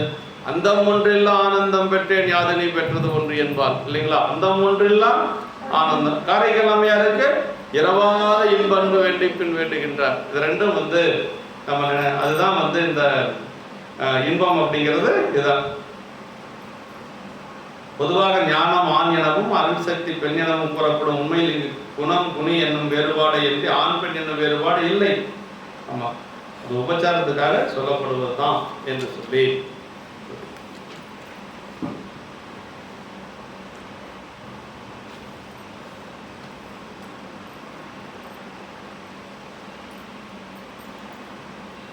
ரெண்டு பேர்த்துக்கும் மணிவாசக பெருமானுக்கும் காரைக்கால் அம்மையாருக்கும் கிடைச்ச இன்பம் ஒரே இன்பம் தான், இறைவனுடைய திருவருள் இன்பம். இறைவனுடைய இன்பம் தான் அவங்களுக்கு கிடைச்சது. இரவாத இன்பன்பு வேண்டி பின். அதே மாதிரி அந்தம் ஒன்றெல்லாம் ஆனந்தம் பெற்றேன் என்று சொல்லுவது. இதான் எப்போ கிடைக்கும்னா நம்ம பக்குவம் அடைகின்ற பொழுது தான் கிடைக்கும், கடைசியாக தான் கிடைக்கிறதெல்லாம். சரி, அடுத்த திருப்பம். பெற்ற சிற்றின்பமே பேரின்பமாய் அங்கே முற்ற வரும் பரிசு உந்தி பெற, முற்று வரும் பரிசு உந்தி பெற முறையாது பந்தம் என்று உந்தி பெற. அப்போ பந்தமெல்லாம் எதுவும் இருக்காது. அந்த நிலை வந்தாச்சுன்னா பந்தமெல்லாம் பாசமெல்லாம் ஒன்றும் இருக்காது. பெற்ற சிற்றின்பமே பேரின்பமாய் அங்கே முற்ற வரும் பரிசு உந்தி பெற முறையாது பந்தம் என்று உந்தி பெற. திரு உந்தியார். அடுத்து 73வது பாட்டு. இன்பதனை இந்த 73வது பாட்டு. ஆனந்தமயம் சிவம், ஆனந்த அனுபவம் ஆன்மாவுக்கு. ஆனந்தமாகவே இருக்கக்கூடியது சிவம், இந்த ஆனந்த அனுபவம் கிடைக்கக்கூடியது ஆன்மாவுக்கு. அது சொல்றார் இந்த குரட்பா. இன்பம் கொடுப்பது சிவம், அதனை அனுபவிப்பது ஆன்மா என கூறுகிறது. ரொம்ப முக்கியம். இன்பம் கொடுக்கக்கூடியது சிவம், அனுபவிப்பது ஆன்மா. இத்தை விளைவித்தல் மலம்னு எங்க வருது? இதுல வருது, கடைசியா உணவு விலகத்துல வரும். இத்தை விளைவித்தல், இன்பத்தை கொடுப்பது மலம்னா அங்க இன்பத்தை கொடுக்கறதுக்கு பேர் இல்லை. இந்த ஆன்மா அந்த இன்பத்தை அனுபவிக்கிறதுக்கு அது என்ன செய்யுது? தனியா அது விலகி நிற்குது. ஆன்மா இன்பத்தை அனுபவிக்கிறதுக்கு ஆனந்த மலம் விலகி நிற்கிறது. அதான் இத்தை விளைவித்தல் மலம் அப்படின்னு அங்க வரும்.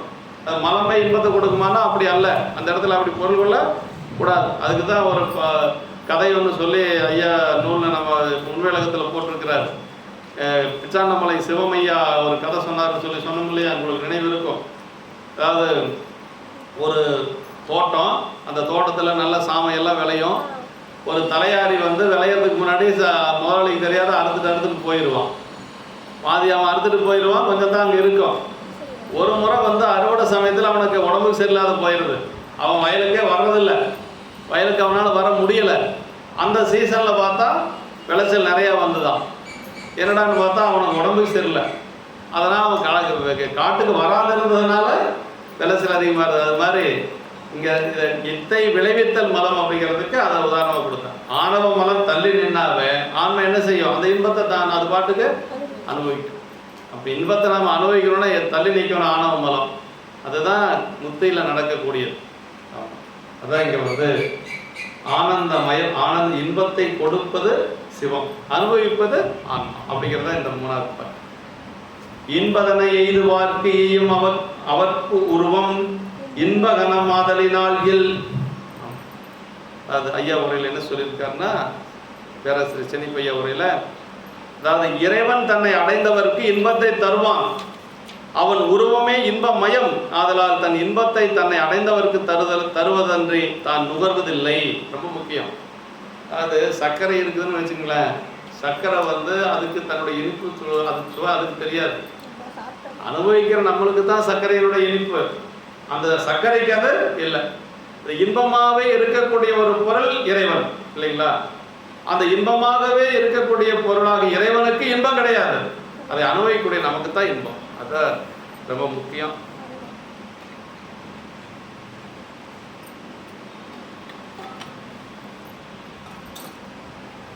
பொதுவாக இந்த குரட்பா என்ன சொல்லுதுன்னா, இன்பம் கொடுப்பது சிவம், அதனை அனுபவிப்பது ஆன்மா. ஆமா, அதான் மேலை பாடலில் ஒருவன் ஒருத்தி உரின் என்றதனால் ஒருவனால் ஒருத்தி சுகம் அனுபவித்தலும் ஒருத்தியால் ஒருவன் சுகம் அனுபவித்தலும் உண்டு என்பது போல் ஆன்மாவால் சிவம் சுகம் அனுபவிக்குமோ, ஆன்மா சிவத்துக்கு சுகம் கொடுக்குமோ என எழும் ஐயத்தை குரட்பா நீக்குகின்றது. அப்படின்னு என்ன, ஆன்மாவால் சிவத்துக்கு எந்த ஒரு நன்மையும் கிடையாது, சிவத்தினாலதான் ஆன்மாவுக்கு இன்பம் கிடைக்கும், ஆன்மானால சிவத்துக்கு இன்பம் கிடைக்கும். ஆனால் சுந்தரர் மட்டும் கைலாயத்தில் சாமி பார்த்து சாமிக்கு ஒரே பேர் ஆனந்தம். 18 வருஷம் பிரிஞ்சு சுந்தரர் போகிற பொழுது சேனிடை விட்ட கன்று கோவினை கண்டு அணைந்ததென காதலின் நோக்கி நின்ற தனிப்பெரும் தொண்டரை நேரிலே வளப்பாகத்து ஒன்று மேனில் ஊரனே வந்தானை என்றார் உலகுய. சுந்தரர் பக்கத்தால் பேசுகிறதுல சாமிக்கு அவ்வளோ ஒரு பிரியம். ஆமாம், நம்மளையெல்லாம் வச்சு அவர் என்ன பண்ண போகிறார்? சுந்தரர் பக்கத்தால் வச்சுக்கிறதுக்கு அவ்வளோ பிரியம். சுந்தரருக்கு எவ்வளவு வேகம் இருந்தது அதே வேகம் சாமிக்கு இருந்தது, அதுதான் பெரிய சிறப்பு. புறனே வந்தனை என்றார் உலகுய அப்படின்னார் அந்த இடத்துல. சென்று கண்ணதல் திருமுன்பு தாழ்ந்து விழுந்து எழுந்து இருக்கும் பாருங்க. ஆமா, சென்று கண்ணுதல் திருமுன்பு தாழ்ந்து விழுந்து எழுந்து சேனடை விட்ட கன்று கோவினை கண்டு அணைந்ததன காதலின் நோக்கி நின்ற தனிப்பெரும் தொண்டரை இல்லையா, நேரிலே வளர்ப்பாகத்து ஒன்றும் மேனியர் வந்தனை என்றார் உலகு. சாமிக்கு எவ்வளவு வேகம் இருந்திருப்பார். அப்ப சுந்தரர் கூட இருக்கிறதுல அவருக்கு ஒரு இன்பம் இருந்திருக்கு மாட்டிருக்குது. ஆமா, சுந்தரருக்கு மட்டும் ஒரு விதிவிலக்கு, சுந்தரர் கூடவே இருக்கணும்னு பெருமானுடைய விருப்பம். மலபாடிக்கு வர மறந்தனையோன்னு கேட்டார் இல்லை, மலபாடிக்கு வர ஆலம்புலையில் கேட்கிறாரு பெருமான். ஆலம்புலையில் சுந்தரர் இருக்கிறார், ஆலம்புலையில் சுந்தரர்கிட்ட சாமி எங்கன்னா என்ன கேட்கிறாரு, மலபாடிக்கு வர மறந்தனையோ. அப்போ மலபாடிக்கு வான்னு அர்த்தம். இப்போ சாமி எல்லாரும் சுந்தரர் கூடவே இருக்கணும்னு நினைக்கிறார். ஆன்மாவால் சிவம் சுகம் அனுபவிக்குமோ, ஆன்மா சிவத்துக்கு சுகம் கொடுக்கும் என ஐயத்தை இதார். சிவம் ஆனந்தமய மாதலில் அது புதிதாக ஆனந்தத்தை பெற்று அனுபவிக்கும் நிலை இல்லை. ஆமா, சிவம் ஆனந்தமய மாதலின் புதிதாக ஆனந்தை பெற்று அனுபவிக்கும் நிலை இல்லை. அது இன்பமாகவே இருக்கக்கூடியது, ஆனந்தமாகவே இருக்கக்கூடியது. அதான் ஒரு பேரு கூட சொல்லுவோம் இல்ல, சச்சிதானந்தம். சச்சிதானந்தம், சத்து சித்து ஆனந்தம். சத்து நிலையான பொருள், சித்து அறிவுடைய பொருள், ஆனந்தம் இன்பமான பொருள் எப்பொழுதும். இது கொஞ்ச நாளைக்கெல்லாம் இல்லை, சச்சிதானந்தம்னு பேர் இருந்தால் எப்படி இருக்கும்னு பாருங்க. சத்து சித்து ஆனந்தமா இருக்கணும், அறிவோடு ஆனந்தமா இருக்கணும். அப்படி இருக்கிறாங்களா அப்படின்னா தேடி பார்க்கணும். பேர் நல்ல பேர், ஆனால் சச்சிதானந்தம் அப்படிங்கிறது அருமையான பேர். சிவம் ஆனந்தமயமாக புதிதாக ஆனந்தம் பெற்று அனுபவிக்கும் நிலை இல்லை. ஆன்மா அறிவிக்க அறிவது, கொடுக்க பெறுவது. கொடுத்தா வாங்கிக்க ஆன்மா, வேற என்ன, அதனால ஒன்றும் கொடுக்க முடியாது சிவத்துக்கு. சிவத்துக்கு நாம என்ன கொடுக்க முடியும்? ஒன்றும் கொடுக்க முடியாது. கொடுத்தா வாங்கிக்க. ஆமா, ஆன்மா அறிவிக்க அறிவது, கொடுக்க பெறுவது, அனுபவம் ஊட்ட அனுபவிப்பது. ஆதலின் ஆன்மா தன்னின் மேம்பட்ட பொருளாகிய சிவத்துக்கு ஆனந்தம் கொடுக்கும் நிலை இல்லை. தன்னை விட மேம்பட்ட பொருள் சிவம், அதுக்கு போய் ஆனந்தத்தை கொடுக்க முடியுமா என்ன? அப்ப ஆன்மானால சிவத்துக்கு எந்த ஒரு லாபமும் கிடையாது, சிவத்தினால தான் ஆன்மாவுக்கு லாபம். ஆனந்த அனுபவிக்கும் தகுதியுடையதாய் தன் வியாபகத்தில் அடங்கி நிற்கும் ஆன்மாவுக்கு இன்பம் கொடுக்கும் நிலை வியாபகமும் ஆனந்தமயமாக நிற்கும் சிவத்துக்கே உண்டு.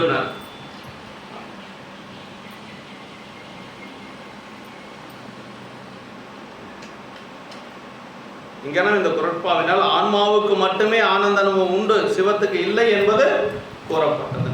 ரொம்ப ரொம்ப முக்கியமான பாட்டு.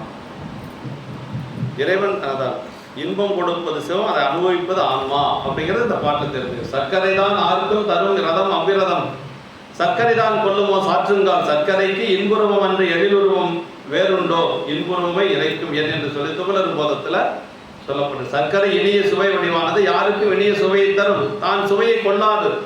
அதுபோல இறைவனும் இன்ப வடிவானவன் பிறருக்கு இன்பத்தை தருவான், தான் நுகரான் என்பது பாடல் கருத்து. எல்லையில் இன்ப வெள்ளம் எமக்கருள் செய்தாய் போற்றி. பெரியவர்கள் எல்லையில் இன்ப வெள்ளம் எமக்கருள் செய்தாய் போற்றி. கரும்பை தேனை பாலை கனியமதை கண்டை கட்டி ஒத்திருப்பன் அந்த முக்தியில் கலந்த என்று சொல்லி சிவஞான சித்தியார் அந்த இன்பத்தை கரும்பு கட்டி தேன் பால் கனி அமுது இப்படியெல்லாம் சொல்றாரு. ஆமாம், கண்டை கட்டி ஒத்திருப்பன் அந்த முக்தியில் கலந்து என்று சொல்லி கருப்பஞ்சாறு முதலை சுவைப்பொருள் எல்லாம் சுவைப்பொருள் எல்லாம் ஒன்றாக கலந்தவரை உடதாய் சுவை இந்த இவ்வியல் இற்றென பிரித்தறிய வாராமை போல இறைவனும் உயிரின்கள் அங்கனம் கடந்த வழி இவ்வியல் பெற்று என பிரித்தறிய வாராது ஆனந்த சொருபமாய் நிற்பான் என்று சொல்லி வாழும் அமுதமும் தேனுமாய் ஆனந்தம் தந்து உள்ளே பாலிப்பான் போழ்வன் ஆறுயிர் போகம் ஆம் புறகால காம பிராந்தகன் என்று சொல்லி திருவிசைப்பாக சொல்லப்பட்டிருக்கு. அடுத்தது 74வது பாட்டு. தாடலை போல் கூடியவை தான் நிகழாம் வேற்றின்ப கூடலில் ஏகமனக்கொள். தாள் தலை அப்படிங்கிறது முக்கியங்க. தாள் என்றது இறைவனுடைய திருவடி, தலை என்று சொல்வது ஆன்மாக்களுடைய தாடலை. அந்த டா இருக்குது பாருங்க, அதுதான் அதுல அந்த தாடலைங்கிறதுல டா இருக்குது பாருங்க. மேல இருக்கிற கோடு இறைவன் திருவடி, கீழே இருக்கிற கோடு அந்த திருவடி வணங்கக்கூடிய ஆன்மா. அதான் தாடலை போல் இருக்கணும் அப்படின்னு சொல்லுவோம். இந்த குரட்பா அத்துவிதம் என்னும் சொல்லில் இடம்பெறும் ஒன்றாதல் என்று சொல்லி அவையாதல் அபேதம் என்பதற்கு விளக்கம் கூறுகிறது என்று சொல்லி தாள் தலை என்ற இரண்டு சொற்களும் சேரும் போது தாளில் உள்ள இல் என்ற எழுத்தும் தலை என்பதில் உள்ள தா என்ற எழுத்தும் சேர்ந்து தா என்ற எழுத்தாக மாறிட்ட போது தாடலை என்று வரும். தாடலை என்ற சொல் இரண்டு சொல் ஆகாமல் ஒரு சொல்லாகவே இருத்தல் போல உயிரும் சிவமும் வேறற கலந்து நிற்பதை நீ அத்துவிதம் என்று கொள்வாய். இது அத்துவிதங்க. உயிரும் இறைவனும் ஆன்மாவும் ஒன்றாக கலந்து நிற்கக்கூடிய நிலை. கலப்பால் இரண்டு அனுபவம் ஒன்றுங்க. அங்கே ரெண்டு பொருள் அப்படிங்கிறதா சைவ சித்தாந்தம் சொல்றோம். தாடலை என்று சேர்ந்திருப்பதால் இரு சொல்லும் அன்று அதுபோல உயிர் இறைவனுடன் வேறற கலந்து நிற்பதில் ஒன்று என்றும் இரண்டு என்றும் கூற முடியாது. அந்நிலையே அத்துவிதம். ரெண்டுன்னு சொல்லக்கூடாது, ஒன்றுன்னு சொல்லக்கூடாது. ஒன்றுன்னா அங்க ரெண்டு பொருள் இருக்குது, இறைவன் இருக்குது, ஆன்மான் இருக்குது.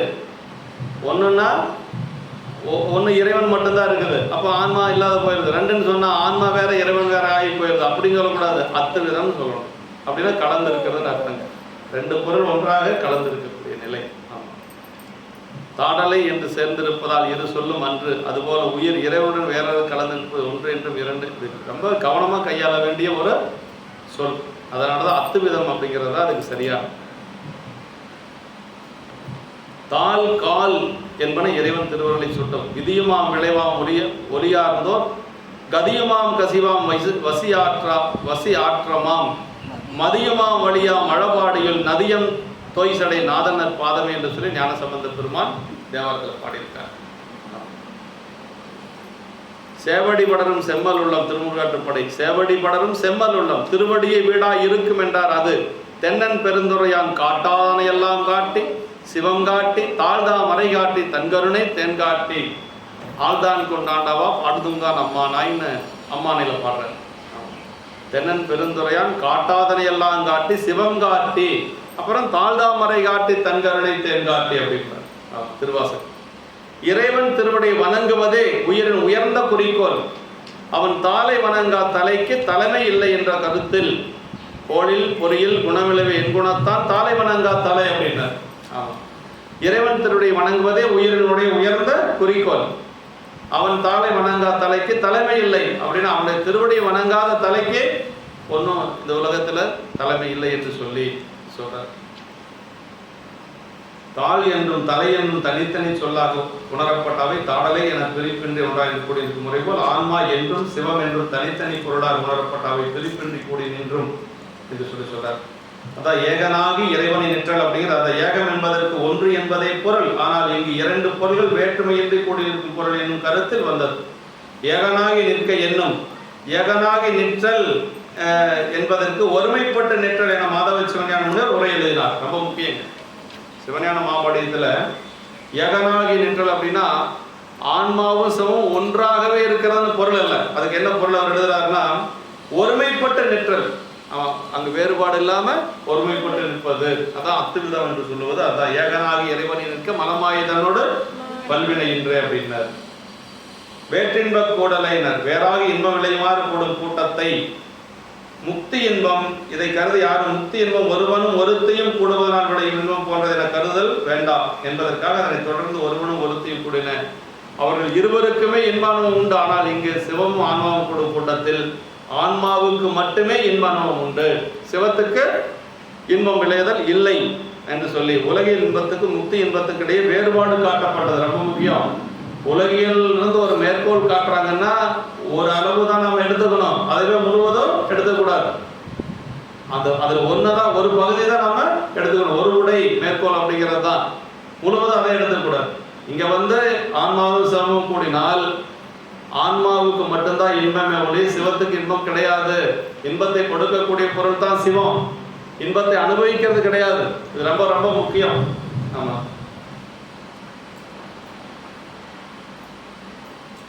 அச்சிவானந்தமும் சிறிது பொழுதில் நீங்காமல் எக்காலத்து மேலும் மேலும் வளர்ந்து நிகழ்வதாகவே இருக்கும் என வேற்றுமை அறிதல் வேண்டும். இங்க முக்தி இன்பம் உலகில் இன்பத்தின் வேறுபட்டதாதலின் வேறின்ப கூடல் என்றார் என்று சொல்லி ஆனந்த வெள்ளம், அதாவது திருக்கோவை சொல்லுது இல்லைங்களா, ஆனந்த வெள்ளம் வற்றாது முற்றாது இவனின் நலம் என்ன. ஆமா, நம்ம உலகில் இன்பம் எல்லாம் கொஞ்ச நேரம் இருக்கும், கொஞ்ச நேரம் போயிடும். அந்த இன்பமே துன்பமா மாறிடும் கொஞ்ச நேரத்துல. ஆனா அந்த இன்பம் எப்படி தெரியுங்களா, அது ஆனந்த வெள்ளம் வற்றாது முற்றாது இவ்வணி நலமே என்று சொல்லி சொல்றது அதானுங்க. ஆனந்த வெள்ளத்து அறைகளோன் அருள் பெற்றவரின் ஆனந்த வெள்ளம் வற்றாது முற்றாது இவ்வணி நலமே என்று சொல்லி திருக்கோவையார்ல சொல்லக்கூடிய அருமையான திருப்பாட்டு.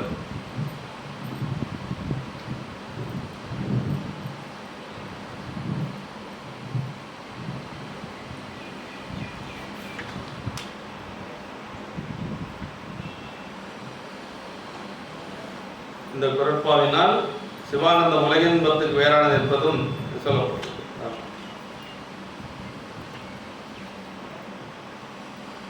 எனவே இரண்டு பொருளும் சேரும் எப்பொருளும் கெடுவதில்லை, ஆனால் தனித்தனியே பிரிந்து தோன்றாமல் சேர்ந்திருக்கின்றது. தாள் என்பது சிவத்தையும் தலை என்பது ஆன்மாவையும் குறிப்பதாக கொண்டு தாளலை என்பது எடுத்து காட்டப்படுகின்றது என்று சொல்லி பொல்லார் இணைமலர் நல்லார் புனைவரை இல்லைங்களா, இதுல வருது.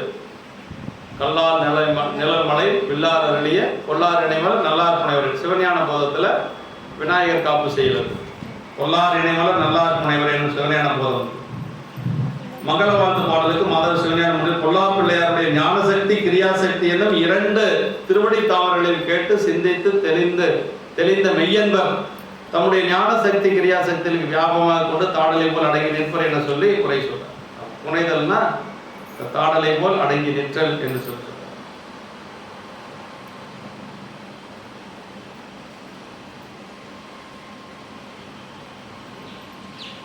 விதியுமாம் விளைவாம் ஒளியார்ந்தோர் கதியுமாம் கசிவாம் வசியாற்றமாம் மதியுமாம் வழியாம் மலபாடையில் நதியம் தோய்ச்சடை நாதனத் பாதமே என்று சொல்லி ஞானசம்பந்த பெருமான் தன்னுடைய தேவாரத்தில் சொல்றார். சேவடி படரும் செம்மல் உள்ளம் என்று சொல்லி திருமுருகாற்றுப்படை சொல்ற. திருவடியே வீடாய் இருக்கும் என்றார். தென்னன் பெருந்துரையார் அதை காட்டாதனை எல்லாம் காட்டினார். இறைவன் திருவடியை வணங்குவதே உயிரின் உயர்ந்த குறிக்கோள். அவன் தானே வணங்கா தலைக்கு தலைமை இல்லை என்று சொல்லி சொல்லப்பட்டிருக்கு என்று சொல்லி சொல்றார். 75வது பாட்டு அத்திவித கலப்பு அப்படிங்கிறது. சாமியும் இறைவனும் இந்த ஆன்மா இறைவனுடைய திருவடியில் போய் அத்திவிதமாக கலப்பு. ராமகரசர் திருவடி இன்பத்தை பத்தி சொல்றாரு. இருகால் குரம்பை இது நான் உடையது இது பிரிந்தால் தருவாய் எனக்கு உன் திருவடிக்கு ஒரு தலைமறைவே அப்படின்னு. உடம்பு பிரிஞ்சதுன்னா எங்க வேணும் எனக்கு இடம், மீண்டும் உடம்பவே கொடுத்துடக்கூடாது, உன்னுடைய திருவடியில் இடம் கொடுக்கணும் அப்படிங்கிறது.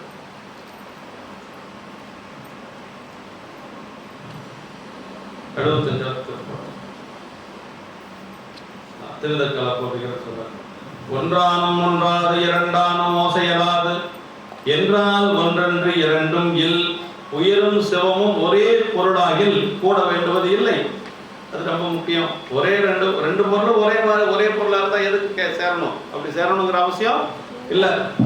உயிரும் சிவமும் ஒரே பொருளாகில் கூட வேண்டுவது இல்லை. இரண்டாக இருக்கும் என்றால் பேரின்பம் தோன்றாது. அப்ப ரெண்டாவது தான் இன்பம் கிடைக்காது இல்லைங்களா? தனித்தனியான பொருள் இருந்தால் எப்படி இன்பம் கிடைக்கும்? ஒன்று சேர்ந்தா தானே இன்பம் கிடைக்கும். அது அப்படி இருந்தாலும் இன்பம் கிடைக்காது. இரண்டு விதமும் இல்லை. எனவே உயிரும் சிவமும் பொருளாக ஒன்றுமன்று வேறாக உள்ள இரு பொருளாகவும் இல்லை. அப்படின்னா என்ன? அத்துவித கலப்பு அப்படின்னு அதுக்கு தான் பேருங்க. ஒட்டிட்ட பண்பின் உருத்திர பல்கணத்தாருக்கு அட்டிட்டல் காணாது போதிய பூம்பாவாய்னு ஞானசம்பந்த பெருமான் தேவாரம். அதுல ஒட்டிட்ட பண்பு அப்படிங்கிறதுக்கு என்ன சொல்றாருன்னா, சிவகணிய உரை சொல்றாரு, அத்துவித கலப்பு அப்படிங்கிறார். ஒட்டிட்ட பண்பின் உருத்திர பல்கணத்தார்னா அடியார்கள் இல்லைங்களா? ஒட்டிட்ட பண்பின் உருத்திர பல்கணத்தார்னு என்னன்னா, இறைவனோட அத்துவிதமாக கலந்த அடியார் பெருமக்கள் அப்படிங்கிறார். ஒட்டிட்ட பண்பின் உருத்திர பல்கணத்தாருக்கு அட்டிட்டல் காணாது போதையோ அப்படின்னு சொல்லி சொல்றாங்க. அப்ப ரெண்டு பொருளும் கிடையாது, ஒரு பொருளும் கிடையாது. இறைவன் ஆன்மாவும் எப்படி இருக்கிறாங்க? இன்பத்துல அத்துவிதமாக இருக்கிறாங்க. அதுதான் ரொம்ப முக்கியம். இந்த இடத்துல அத்துவிதம் என்கிறது நம்ம மனசுல வச்சுக்கணும். நம்ம இந்த குறட்பா முக்தியில் சிவமும் ஆன்மாவும் ஒன்றாய் விட்டன என்றால் வரும் குற்றம் யாது? இரண்டாகவே நிற்கின்ற என்றால் வரும் குற்றம் யாது? ஒன்றென்றோ இரண்டென்றோ கூறுதல் குற்றமணின் வேறு எவ்வாறு கூறுதல் வேண்டும்? அத்துவிதம் சொல்லு. ஒன்றும் சொல்ல வேண்டாம், ரெண்டும் சொல்ல வேண்டாம். நீ என்ன சொல்லணும்? அத்துவிதம் சொல்லு அப்படின்னு சொல்லு. ஒரு சாதியானவாகி இரண்டு, அதாவது ஒன்றாலும்னா ஒரு பரம்பொருளே உள்ளது. அது இரண்டாய் பலவாய் விருந்து பின் ஒன்றாயிட்டெனின் ஒன்றாது ஒன்றுதல் என்பதே நிகழாது. இருப்பதே ஒரு பொருள் தான் எனின் அது எதனோடு ஒன்றுதல் உடையதாயிற்று கேள்வி எழும். ஒரே பொருள் தானே, அப்புறம் எதோட சேர்ந்துச்சு, எப்படி இன்பம் வந்துச்சு அப்படிங்கிறது வரும். அதனால அத்துவிதம் அப்படின்னு சொல்லணும் என்று சொல்றார். ஒரு சாதியனவாக இரண்டு பொருள்கள் உள்ளன என்றால் தான் அவை ஒன்றுகின்றன என்று சொல்வதற்கு இடம் உண்டு. உயிரும் சிவமும் சித்து என்னும் ஒரு சாதி பொருள் எனினும் உயிர் அனாதி பெத்த சித்து, சிவம் அனாதி முத்த சித்து. எனவே அனாதி பெத்த நிலை நீங்கினால் உயிரும் சிவமும் ஒன்றி நிற்கும். இதெல்லாம் வையாபுரியாருடைய உரையில மட்டும்தான் தெரிஞ்சுக்க முடியும். அனாதி பெத்த சித்து, அனாதி முத்த சித்து. உயிர் அதாவது என்ன சொல்றாருன்னா, உயிரும் அறிவுடைய பொருள் தான், சித்து பொருள் தான். ஆன்மாவும் உயிர் அறிவுள்ள பொருள் தான். ரெண்டுக்கும் சித்து பொருள். ஒரு சாதியில ஒண்ணுதான் ரெண்டு இல்லைங்களா? ஆனா இது எப்படி சித்து, அது எப்படி சித்துனா, இது அனாதி பெத்த சித்து. அப்படின்னா அனாதியிலிருந்து பெத்த அப்படின்னா பாசங்களோட எல்லாம் கட்டுப்பட்டு வந்து அதெல்லாம் நீங்கிய ஒரு சித்து பொருள் இல்லைங்களா? ஆனா அது எப்படின்னா அனாதியிலேயே அது முத்த சித்து. இறைவன் அனாதியே அறிவுடைய பொருள். ரெண்டுக்கு அறிவுடைய பொருள் தான் ரெண்டுமே.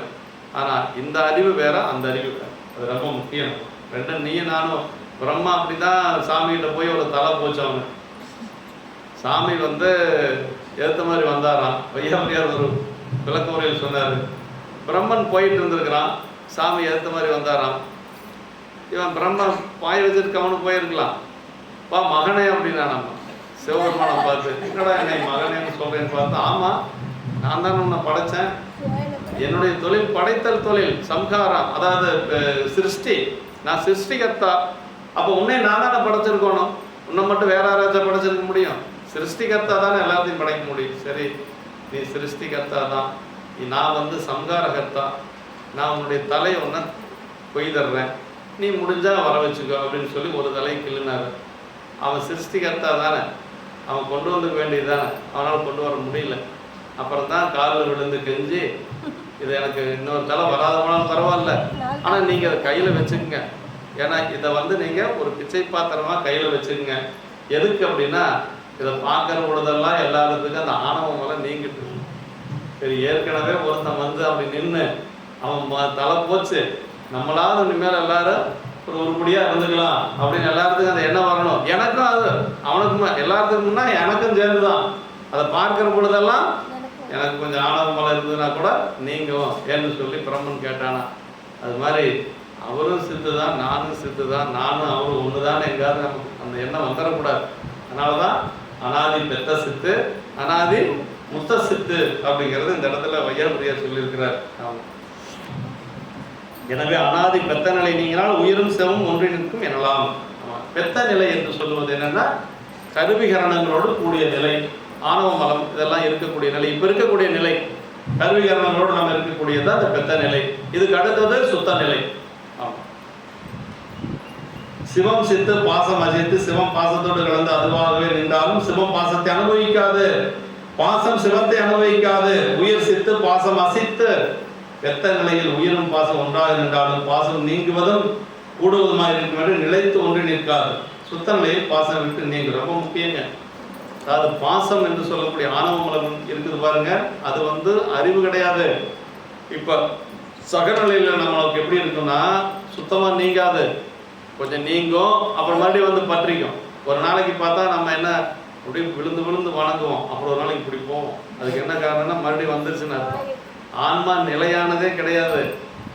ஆன்மா ஆணவ மலம் சுத்தமா எனக்கு நீங்கிருச்சுன்னு யாரும் சொல்ல முடியாது. ஒரு நேரத்தில் பார்த்தா பணிவா இருப்பாங்க ஒரு சிலர், ஒரு நேரத்தில் பார்த்தா இப்படி எல்லாத்துக்கும் மேலே இப்படி நிமிர்ந்து நிற்பாங்க. அதுதான் மணிவாசர் பெருமாள் சார், வணங்க தலை வைத்து வார்கடல்கள் வாழ்த்த வைத்து இணங்க தன் சீரடியார் கூட்டம் வைத்து பெருமான் அணங்கோடு அணிதலை அம்பலத்தை கொடுக்கின்ற குணங்கூற பாடினாம் போவல்லி கொய்யா. இது இயல்பு. இப்ப நம்ம இந்த நிலை என்னன்னா பெத்த நிலை என்று சொல்லுவது. இந்த பெத்த நிலையில் ஆணவமலம் எப்படி இருக்குன்னா இந்த கோயிலுக்குள்ள இருக்கிற வரைக்கும் அடியார்கள் இருக்கிற வரைக்கும் கொஞ்சம் அடங்கி இருக்கும். வெளியில போனோம்னா அது ஆட ஆரம்பிச்சு, அப்புறம் வெளியில போய் ஆட ஆரம்பிச்சதுன்னா மறுபடியும் உள்ள வந்தாலும் அவ்வளவு சீக்கிரமா அடங்காது, கொஞ்ச நேரம் அப்படி நிற்கும், அப்புறம்தான் கொஞ்சம் ஒரு இதுக்கு வரும். அதனால ஆனா சுத்த நிலையில எப்படி தெரியுங்களா, சுத்தமா அடங்கிடும். அங்க மேல வரவே வராது. ஏன்னா சுத்த நிலையில என்ன இருக்குதுன்னா திருவருள் மட்டும்தான் இருக்குது. அங்க நமக்கு உலகியல் எல்லாம் கிடையாது, திருவருள் மட்டும் இருக்கிறதுனால சுத்த நிலையில நீங்க.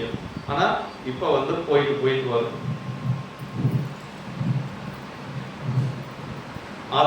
அதனால பாசமும் சிவமும் ஒண்ணுக்கு ஒண்ணு சேராது. ஏன்னா சிவத்துக்கிட்ட பாசத்துக்கு வேலையே கிடையாது. அதான் சொல்றாரு இல்லையா, என்ன இந்த 7ஆம் சூத்திரம் அதான் சொல்லுது. 7ஆம் சூத்திரம் என்ன, இது யாவையும் சூனியம் சத்ததீராதலின். சத்துன இறைவன் வச்சா யாவையும் சூனியம், அங்க போய் நிக்கவே முடியாது. ஒரு உதாரணம் சொல்லணும்னா நெருப்பு எரிஞ்சிட்டு இருக்குது, எரிஞ்சிட்டு இருக்கிற நெருப்புல வக்கிப்பல் கொண்டே வச்சா என்ன ஆகும், அப்படி பொசுங்கி போயிடும். அது மாதிரி பாசத்துக்கு அங்க வேலை இல்லை. யாவையும் சூனியம் சத்ததீராதலின். சத்தை அறியாத அசத்து இலதறியாது. அசத்து இலதறியாது என்ன, அசத்துக்கு பாசப்பொருள்களுக்கு அறிவு கிடையாது, அதனால இறைவனை அறிய முடியாது. இறைவன் பாசப்பொருள்களை அறிய முடியாது, ஏன்னா போய் நின்னாவே பொசுங்கி போயிடும், அப்புறம் எப்படி அறிய முடியும்? ரெண்டையும் அறியக்கூடிய ஆற்றல் யாருக்கு இருக்கு, நமக்கு தான் இருக்கு. பெத்தத்துல பாசப்பொருள்களை அறிந்து நிற்கும், சுத்தத்துல திருவருளை அறிந்து நிற்கும். ரெண்டும் இருக்கக்கூடியது நம்ம தான், ஆன்மாக்கள் தான். தெரிஞ்சுக்கணும்.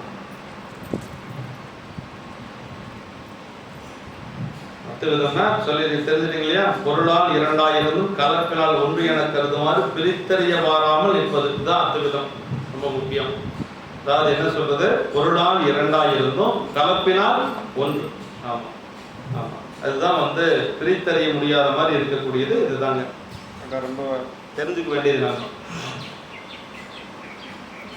இங்க இந்த குரட்பாவினால் முக்தி நிலையில் சிவமும் ஆன்மாவும் என இரு பொருள்கள் இல்லை, ஒரு பொருள் தான் உள்ளது என்றாலும் இரண்டு பொருள் உள்ளன என்றாலும் குற்றம் இரண்டு பொருள்களும் அத்துவிதமாக கலந்து பிரித்தறிய வாராதபடி உள்ளன எனல் வேண்டும் என்பது உணர்த்தப்பட்டது என இம்முக்தி கலப்பினையும் அதில் விளையும் இன்பத்தினையும் இருவாயிருவதுல ரொம்ப தெளிவா ஆசிரியர் சொல்லியிருக்கிறார். ஆமா, இருவாயிருவதுலையும் நல்லா சொல்லியிருக்கிறார்.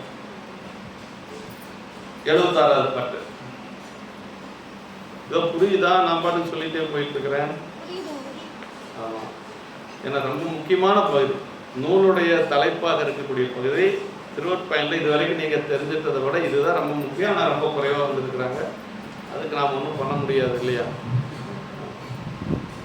திருச்செந்தூர் நிறைய போயிட்டாங்களே தெரியல, பரவாயில்ல. இருந்தாங்க பிறப்பற்றார் எனப்படுவர் அப்படின்னார். உற்றாரும் பெற்றாரும் ஓவாது உரையொழிய பற்றாரும் அற்றார் பவம் அப்படின்னு சொல்லி சொல்றார். பிறப்பற்றவர் எனப்படுவர் யார் அப்படின்னு சொல்லி சொல்றார்.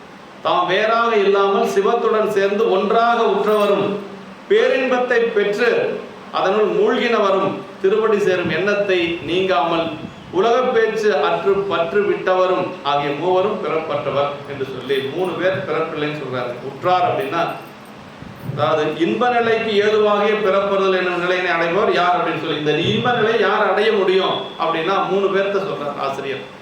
என்ன சொல்றாரு? உற்றார் அப்படின்னா சிவத்தினை பிரிதலின்றி பொருந்தினவர்கள். ரொம்ப முக்கியம். உற்றார்னா யாரு?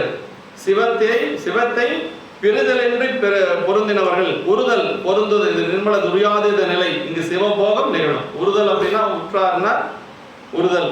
உறுதல் அப்படிங்கிறது நிர்மல துரியாதீத நிலையில் இருந்து சிவபோகம் நிகழக்கூடிய நிலை. இப்ப இது வரைக்கும் பார்த்தோம் இல்லையா? அது பெற்றாரும் அப்படின்னா நிர்மல துரியாதீத நிலையினை அடைவதற்கு துணையாக திருவருளை பெற்றவர்கள். உற்றார் அப்படின்னா சிவத்தினை பிரிதலின்றி பொருந்தவர்கள். பெற்றார் என்று சொன்னால் நிர்மல துரியாதீத நிலையை அடைவதற்கு துணையாக திருவருளை பெற்றவர்களும். ஆமா, அப்புறம் நிர்மல துரிய நிலை இங்கு சிவ தரிசனம், ஆன்ம சுத்தி, சிவயோகம் மூன்றும் நிகழும். ஓவாது, அந்நிலையிலிருந்து நீங்காமல். ஓவாதுன்னா அந்நிலையிலிருந்து நீங்காமல், அதாவது நிர்மல துரியாதீத நிலையிலிருந்து கீழே இறங்குதல் இல்லாமல் நிர்மல துரிய நிலையில் நிற்பவர்கள் நிர்மல துரியாதீத நிலையை நோக்கி மேலேறி செல்வாரை என்று கீழ் இறங்குதல் இல்லை. அங்கனமாயின் நிர்மல சுழுத்த நிலை உள்ளவர்கள் நிலை என்னவாகும்? உரையொழிய பற்றாரும் யான் எனது என்னும் முனைப்பு அடங்குமாறு திருவிழை பற்றாதவர்களும், யான் எனது என்னும் முனைப்பு அடங்குமாறு திருவிழை பற்றாதவர்களும் இவர்கள் நிர்மல சுழுத்த நிலையில் நிற்பவர்கள். பவமற்றார், பிறப்பு நீங்கள் என்று கருதப்படுவர். இது துணிவு பொருள் கொள்ளப்படும் என்று சொல்லி சொல்றார்.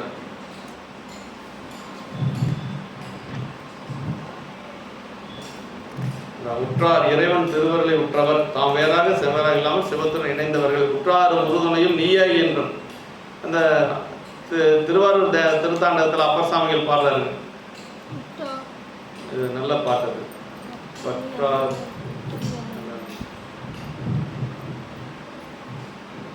ஞானத்தினுடைய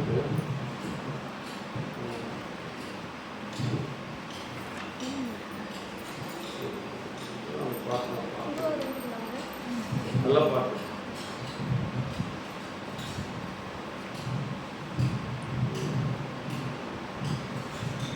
சரி, உற்றாரும் உறுதுணையும் நீயே என்றும் உன்னையல்லால் பிரதெய்வம் அறியன் என்றும் அந்த பாட்டு திருவாரூர் திருத்தாண்டத்தில் வருது. நீவேர் எனாதிருக்க நான்வேர் எனாதிருக்க நேராக வாழ்வதற்கும் அருள் கூற என்று சொல்ல அருணகிரிநாதர் சொல்றார். பெற்றார் என்று சொன்னால், உற்றார் என்று சொல்வது இறைவன் திருவடியை உற்றவர்கள். அப்புறம் பெற்றார் பேரின்பத்தை பெற்றவர்கள், பேரின்பத்தை பெற்று அதில் மூழ்கியவர்கள். முப்பிறை கண்ணியினானை மொய்குழலாலோடும் பாடி பற்றி கயிறு அறுக்கில்லேன் பாடியும் ஆடா வருவேன் அற்றருள் பெற்று நின்றாரோடு ஐயார் அடைகின்ற போது அந்த இதுல மதர்விரை கண்ணியானை பதிகத்தில் வருவார்கள். அற்று அருள் பெற்று நின்றாரோடு ஐயார் அடைகின்ற போது என்று சொல்லி பேரின்பத்தை பெற்றவர் அந்த இன்பத்திலே மூழ்கி இருப்பர் என்று சொல்லி விரும்பி தொடுமடியார் விழிநீர் மழ்கி மெய்புலகம் அரும்பி ததும்பி ஆனந்தமாகி அறிவிழந்து சுரும்பில் கழித்து மொழிதெடுமாறி முன் சொன்ன எல்லாம் தரும்பித்தார் அவர் என்றால் அபிராமி சமயம் நன்றே என்று சொல்லி அபிராமி அந்த சொல்றார். இமைப்பொழுதும் என் நெஞ்சில் நீங்காதான் தாழ்வாள் என்று சொல்லி மணிவாசகர் பெருமான் ரொம்ப எளிமையா நமக்கு சொல்லியிருக்கிறார். செம்மான் மகளை திருடும் திருடன் பெம்மான் முருகன் பிறவான் இரவான் சும்மா இரு சொல்லற என்றழுமே அம்மா பொருளென்றும் அறிந்திரனை என்று சொல்லி சொல்றார். மோனந்த மாமுனிவர் மும்மலத்தை மோசித்து தானந்தமான இடத்தை தங்கியிடும் ஆனந்தம் என்று சொல்லி நம்முடைய உணர்விளக்காசிரியர் சொல்றார். அற்றவர் பற்றார் பற்றில்லாதவர் அற்றவர் என்பார் அவா அற்றார் மற்றையார் அற்றாக அற்றது இல்லை என்று சொல்லி குரல். அவா ஆசை அற்றவர்கள் என்று சொல்லி சொல்றார். பற்றவர்க்கு புகழோர் ஞான சம்பந்தம் அற்றவர்க்கு அன்பர் போலும் ஆவடு துறையினாரே என்று சொல்லி உற்றாரும் அப்படின்னா திருவருளை உற்றவர்கள், திருவருளை பெற்றவர்கள். பற்றாரும் என்று சொன்னா பற்றில்லாதவர்கள், உலக பொருள்கள் மீது பற்றில்லாதவர்கள். பெற்றாரும் என்று சொன்னா பேரின்பத்தை பெற்றவர்கள் என்று சொல்லி அம்மூவரும் என்று சொல்லி சொல்றார். உற்றவர் பெற்றவர் அற்றவர் மற்றும் அற்றவர்க்கு அற்றவன் என்று சொல்லி இருபது உற்றவர் பெற்றவர் அற்றவர் முற்றும் என்று சொல்லி 3 பேரத்தை சொல்றார். இவங்க 3 பேரத்துக்கும் பிறப்பில்லை. ஆமா, அந்த பாட்டு தான். பற்றி நின்ற பாவங்கள் பாற்ற வேண்டில் பரகதிக்கு செல்லுவதோர் பரிசு வேண்டில் சுற்றி நின்ற சூழ்வினைகள் வீழ்க்க வேண்டில் சொல்லுகேன் கேள் நெஞ்சே துஞ்சா வண்ணம் உற்றவரும் உறுதுணையும் நீயே என்றும் உன்னையல்லால் பிரதெய்வம் உள்கேன் என்றும் உற்றரவ கச்சார்த்த புனிதா என்றும் பொழிலாரூர் என்றென்றே போற்றான் இல்லை என்று சொல்லி திருத்தாண்டகத்துல சொல்றார். அந்த முதல் வரி என்ன வருது?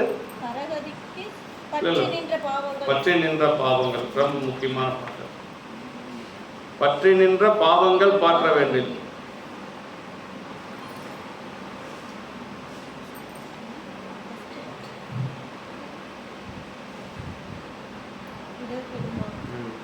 குற்றவரும் உறுதுணையும் நீயே என்றும் உன்னையல்லால் பிற தெய்வம் உள்கேன் என்றும் அப்படிங்கிறார். அதுதான் ரொம்ப முக்கியம். உரைப்பு, வழிபாட்டினுடைய ஒரு உரைப்பு அது. பவமற்றார் பிறப்பு நீங்கினவர்கள் இங்கு 3 பேரும் பிறப்பில்லை அப்படின்னு சொல்றார். ஆமா, இவர்கள் யான் எனது என்னும் முனைப்புடையவர்களாய் இருக்கின்றார்களே, இம்முனைப்பு இருக்கும் வரையில் பிறப்பு நீங்காது. இவர்கள் எவ்வாறு பிறப்பற்றவராவார் எனின், நின்மல சொப்பனத்தில் சிவரூபம் நிகழும், ஆனால் சிவ தரிசனம் நிகழாது.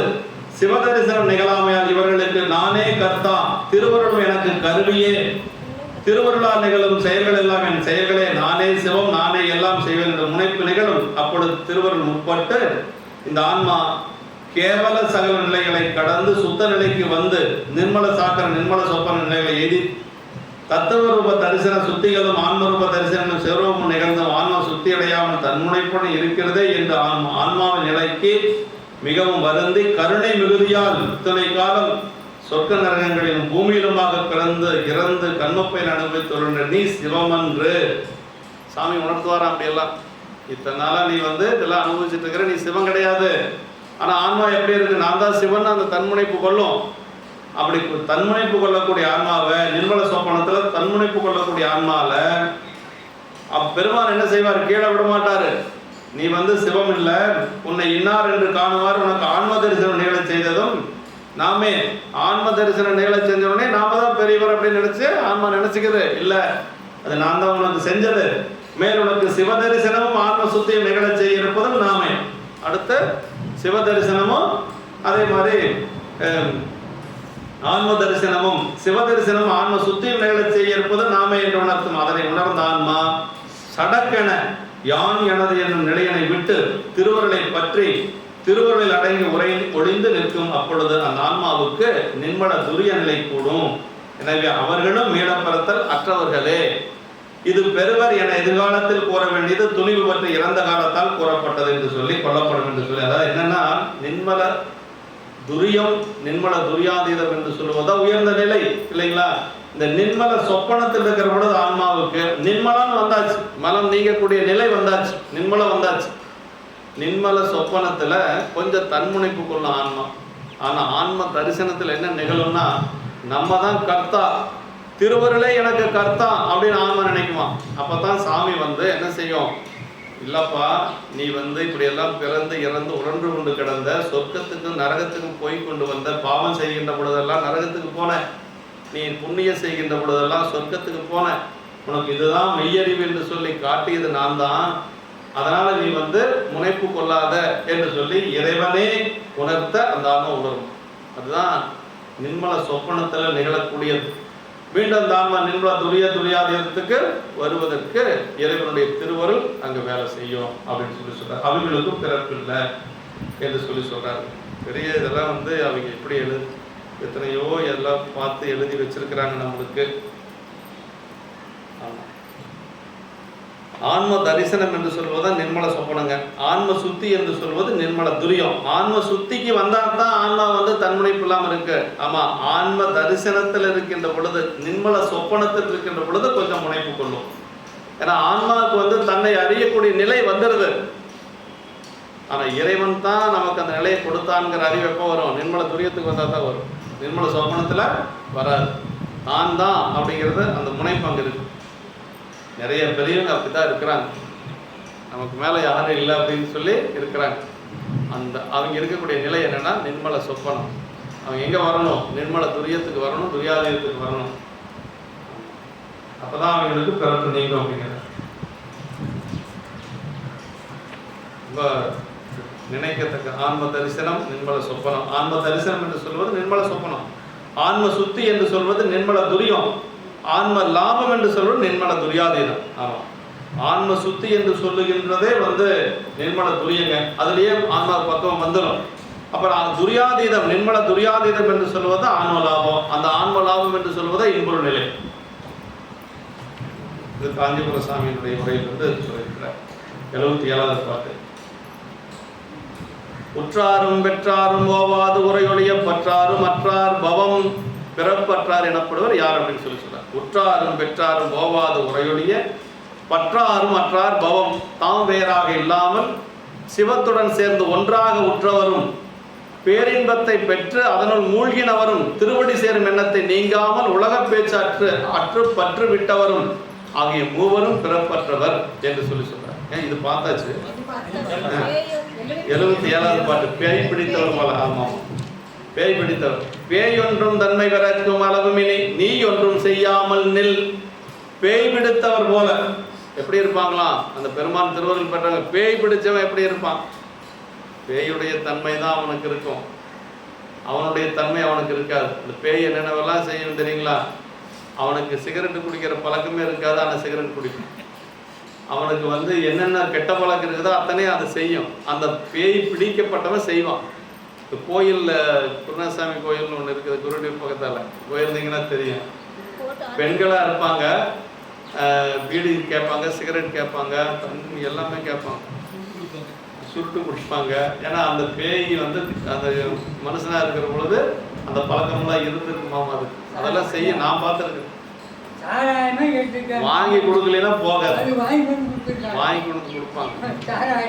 என்ன கேட்குதோ அதை வாங்கிட்டு வந்து கொடுப்பாங்க. இங்க அப்படி இல்லை. பேய் இங்க பேய் பிடிக்கப்பட்டவன்னா இறைவன் என்ன செய்வான்? அந்த தன்மையை மட்டும் கொடுப்பார். ஆமா, நல்ல தன்மையை மட்டும் கொடுப்பார். அதாவது எதுக்காக சொல்லப்பட்டதுன்னா, ஒரு உலகில் ஓமை சொல்றாங்கன்னா இறைவனுடைய திருவருள் வாய்க்கப்பட்டவர்கள் அந்த சிவமாகவே இருப்பாங்க அப்படிங்கிறத சொல்றாரு. அதான் பேய் ஒன்றும் தன்மை பிறக்கும் அளவுமினி நீ ஒன்றும் செய்யாமல் நில் அப்படின்னா, பேய் பிடித்த காலத்து மனமும் வாக்கும் செயலும் பேயின் வசத்தவாய் ஆனதை போல சிவா அனுபூதியான நிட்டையோடும் அளவும் உன் போதமான சீவபோதம் சீபியாமல் நிற்பாயாக. அப்போ சீவபோதம் என்று சொல்லக்கூடிய நம்மளுடைய ஒரு நிலை இல்லாமல் சிவனுடைய செயலாக எல்லாமே இருக்கும் அவங்களுக்கு அப்படின்னு சொல்லி சொல்றார். பேயால் பிடிக்கப்பட்டவர் இடத்தில் நிகழும் அறிவு செயல்கள் பிடிபட்ட உயிர்களின் செயல்கள் அல்ல, பிடித்த பேயின் செயல்களை. அதுபோல சிவானுபூதி அடைந்தவருக்கு உயிரின் செயலாக செயலும் இல்லை, எல்லாம் இறைவன் செயலே. இறைவன் அருளுருவாய் ஞான குருவாக எழுந்தருளி ஆட்கொண்ட போது உயிர் தன்னுடைய உடல் பொருள் ஆகிய மூன்றையும் அந்த ஞான குருவின் உடமையாகவும் அவர் வசத்தவாகியும் ஆக்கி தன்னை மறந்து அச்சிவமாக இருக்கும் நிலையை பேயொன்றும் தன்மையாகும். அன்றே உந்தன் நாவையும் உடலும் உடமையெல்லாமும் குன்றே என்னை ஆட்கொண்ட போதே கொண்டிலையும். மணிவாசக பெருமான் சொல்றார் இல்லைங்களா, இன்றோரிடையோடு எவருக்கு உண்டோ எந்தோர் முக்கன் எம்மானே நன்றே செய்வாய் பிழை செய்வாய் நானா இதற்கு நாயவன் அல்ல கொடுத்துவா கடைசியா. அப்படி அதான் அந்த நிலை. அப்ப தீக்கை வாங்குகின்ற பொழுது அந்த நிலை வந்துருங்கிறார். ஆமா, குன்றே என்னை ஆட்கொண்ட போதே கொண்டிலையோன்னு. ஆமா, உற்றார் பெற்றார் என்று முற்கூறியவர்களின் இயல்பு எவ்வாறு இருக்கும் என்பதை விளக்கி காட்டு. பேய் பிடிக்கப்பட்டார் தன்னிலை இழந்து நிற்றல் போல் இறைவனால் ஆட்கொள்ளப்பட்டார் தன்னிலை இழந்து நிற்பர். பெண்டிற் பிடிபோல் ஆண்மக்கள் பேய் போல கண்டாரே கண்டார் என்று உந்தி பெற காணாதார் காணார் என்று உந்தி பெற என்றது. பெண்டிராகி ஆன்மா பேயின் வசமாய் பிடிபட்டவனை போலவும் அப்படி ஆண்மக்களாகி சிவன் பிடித்த பேயை போலவும் பெற்றவர்களே அருள் கண்ணாலே கண்டவர்கள். இப்படி பெறாத பெறல் அந்த கண்ணாலே காணாத பெறல் என்று சொல்லி பழைய உரை சொல்லப்பட்டு. அதாவது பேய் ஒன்றும் தன்மைனா, ஒருவனை பேய் பிடித்துக் கொண்டால் அவன் முழுவதும் தன் விஷம் இழந்து பேயின் வசப்பட்டு விடுவான். அப்பொழுது அவனுடைய சொல்லும் செயலும் அவனுடையவாக இருத்தல் இல்லை, பேயினுடையனவாக இருக்கும் அச்சொல் செயல்களின் விளைவும் அவனை சார்தல் இல்லை என்று சொல்லி, அதான் அத்தன்மை மாணாக்கடன் உண்டாதலாவது பக்குவமுடைய ஆன்மாவை அருள் கவர்ந்து கொண்டால் அவ்வான்மா தன்விசம் இழந்து அருளின் வசப்பட்டு விடுகின்றது. அப்பொழுது அவனிடத்தில் நிகழும் சொல்லும் செயலும் அருளினுடையனவாகவே இருக்கும், அவ்வான்மாவினுடையனவாக ஆதல் இல்லை. அச்சொல் செயல்களின் பயனும் ஆன்மாவை சார்தல் இல்லை. இந்நிலையே தசகாரியத்தில் சிவ யோகம் எனப்படுவது. இது நின்மல துரியம் என்னும் அவத்தில் அடங்கும் என்று சொல்லி. சிவயோகம் என்ன தெரியுங்களா? யோகம்னா கூடுதல் அர்த்தம். ஆன்மாவும் சிவமும் கூடுதல். அதான் இந்த இடத்துல ரொம்ப முக்கியங்க. ஆன்மாவை இந்நிலையே தசகாரியத்தில் சிவயோகம் என்று சொல்லி சொல்லுவது. இது நின்மல துரியம் என்னும் அவத்தையில் அடங்கும். அவத்தையில நின்மல துரியம் திருவருள் அடங்கி நிற்றல் என்று சொல்லி சொல்றார். இங்க இந்த குரட்பா நின்மல சுளுத்தி அவத்தையில் நிற்கும் ஆன்மாவை நோக்கி திருவருள் இவ்வாறு தன்னுடையப்புடன் நிற்காதே. ஏமா ஐயா இவ்வாறு தன்னுடைய இருக்காது அருளில் அடங்கி நின்றாய் நிர்மலதுரிய அவத்தில் நிற்பாயாக என அறிவுறுத்தும் என்பது உணர்த்தப்பட்டது. நின்மல சொப்பனத்தில் ஆன்ம தரிசனமும் சிவரூபமும் விளங்கி நின்ற ஆன்மா சடக்கன நானே கர்த்தா, அருளும் எனக்கு கருவிய, நானே எல்லாம் அறிவேன், எல்லாம் செய்வேன், எல்லா ஆற்றலும் எல்லா முதன்மை எனக்கே உண்டு என தருக்கி நிற்கும். இது சிறிது பொழுது நிகழும். அப்பொழுது திருவருள் மேம்பட்டு நின்று அந்த ஆன்மா முதல் பொருள் என்று என அறிவுறுத்தி ஆன்மாவை தன்னுள் அகப்படுத்தி கொள்ளும். இதான் ரொம்ப முக்கியம். வேய் பிடிகொண்டவனுடைய கருவிகரணங்கள் என்ன தகுதியில் இருக்கின்றனவோ அதற்கு தகுந்த செயல்களை மட்டுமே அப்பைய அவனிடத்தில் இருந்து நிகழ்த்தும். அதுபோல் திருவருள் எல்லா ஆற்றலும் உடையது எனினும் திருவருள் வசப்பட்ட ஆன்மாவின் அறிவு நிலை, உடம்பு நிலை ஆகியவற்றிற்கு ஏற்ற செயல்களையே திருவருள் அவனிடத்தில் இருந்து அவை செயல் நிகழ்வதற்கு ஏற்ற காலங்களில் மட்டுமே நிகழ செய்யும். அது பேய் பிடித்தவன் எப்பொழுதும் அந்த மாதிரி பேய் பிடிக்கப்பட்டவனுடைய செயல் இருக்கும். ஆனால் திருவருள் பெற்றவங்க அப்படி அல்ல.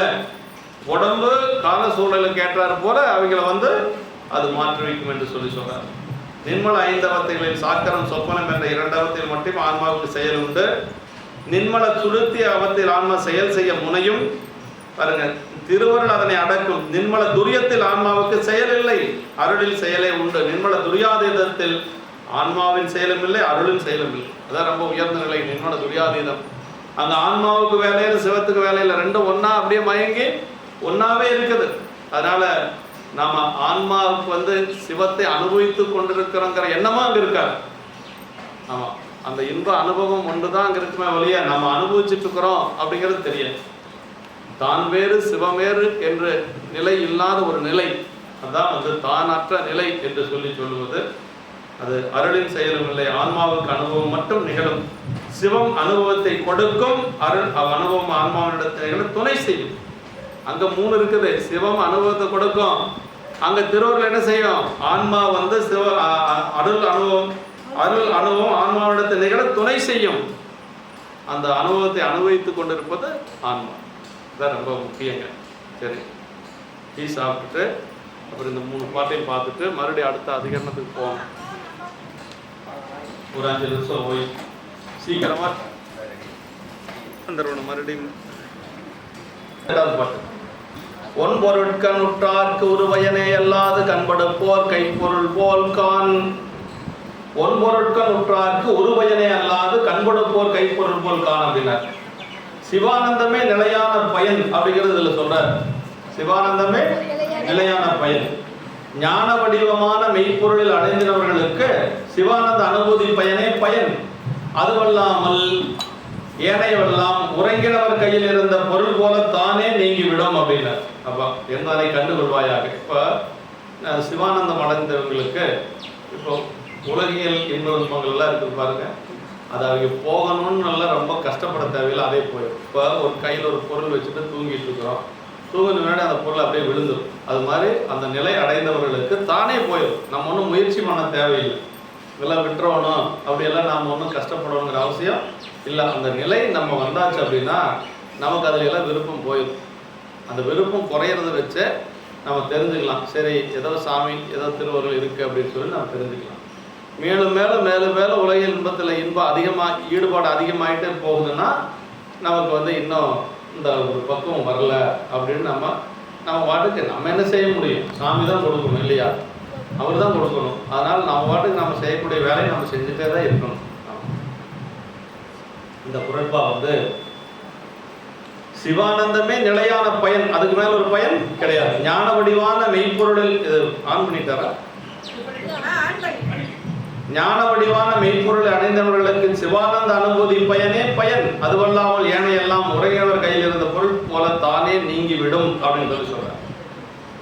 இந்த குரட்பா சிவானந்தம் பெற்ற ஆன்மாவுக்கு ஏன உலகியல் அனுபவங்கள் எல்லாம் ஆன்மா அறியாமலே தானே நீங்கிவிடும். நான் விட்டுறேன்னு சொன்னா நம்மளால விட முடியாது. யாராச்சும் ஒருத்தர் நான் எல்லாம் விட்டுட்டேங்க போல நான் இருக்கிற நிலையை வேறேன்னு சொன்னார்னா அவர் எதையும் உடலின்னு அர்த்தம். எல்லாம் விட்டவங்க எப்படி இருப்பாங்கன்னா அவங்க பாட்டுக்கு அமைதியாக இருப்பாங்க, எதுவும் சொல்ல மாட்டாங்க. நான் இதை விட்டுட்டேன், அதை விட்டுட்டேன், எனக்கு இது பிடிக்கல, எனக்கு இது பணத்தை கண்டாவே பிடிக்காது, நான் யாருக்கிட்டையும் அதெல்லாம் உண்மையாக எல்லாம் விட்டவங்க அப்படியெல்லாம் பேச மாட்டாங்க. அவங்களுக்கே தெரியாது, அது விட்டதும் தெரியாது, போனதும் தெரியாது, வந்ததும் தெரியாது, அப்படி இருப்பாங்க. ஒன்பொருள் கண்ணுற்றார்க்கு அப்படின்னார். ஒளிமயமான சிவபரம்பொருளை அடைந்தவர்களுக்கு விடய ஆனந்தம், ஜீவானந்தம், அருளானந்தம் என்பவற்றின் மிக்க பயனாக சிவானந்தமே அல்லாமல் ஒரு வேற சிவானந்தம் ஒண்ணுதான் அவங்களுக்கு நிற்கும், வேற எதுவும் நிற்காது. அதான் ரொம்ப முக்கியம். சிவானந்தமே நிலையான பயன். இங்கு மற்றைய பயன்கள் எல்லாம் என்பதை வருவித்துக் கொள்ள வேண்டும். மற்ற எதுலையும் அவங்களுக்கு இருக்காது. உருவயன் அல்லாத மற்றைய பயன்களை மாயாகாரியமான பொருள்களாக வரும் பயன்கள். இது விடய ஆனந்தம் அப்படின்னு சொல்றதுங்க.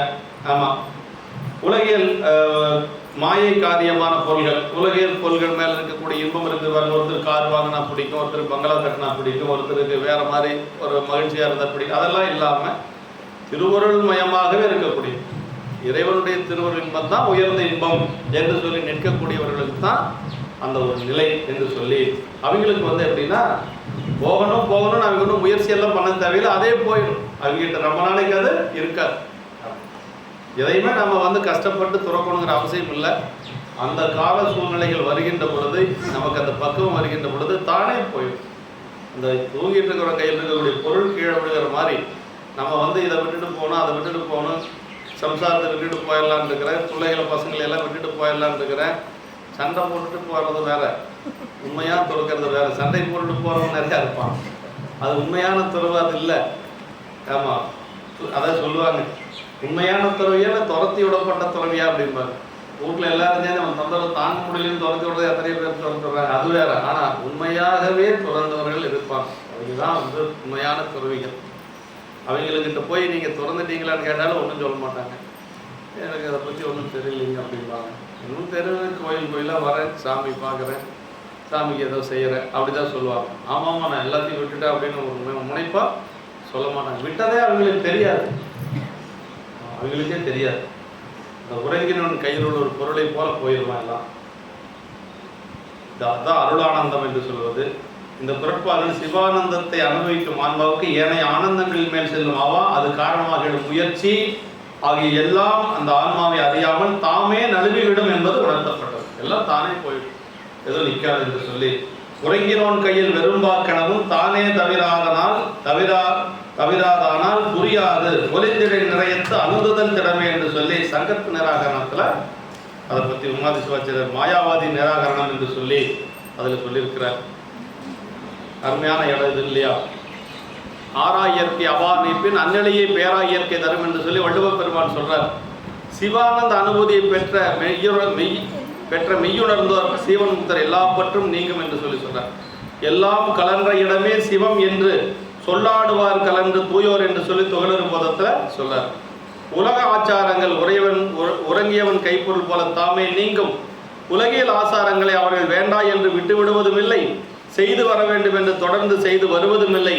உண்மையாக உறங்குவோன் கையில் பிடிக்கப்பட்ட பொருள் அவன் பிடித்திருக்கும் போதே அவனை அறியாமல் தானே நழுவியதைப் போல அச்சிவஞானத்தை பெற்ற சீவன் முக்தருக்கு அந்த உண்மை ஞானம் ஒளிய ஏனைய ஒழுகலாறுகள் தாமாகவே நீங்கி போகும் என்று சொல்லி சொல்றாரு.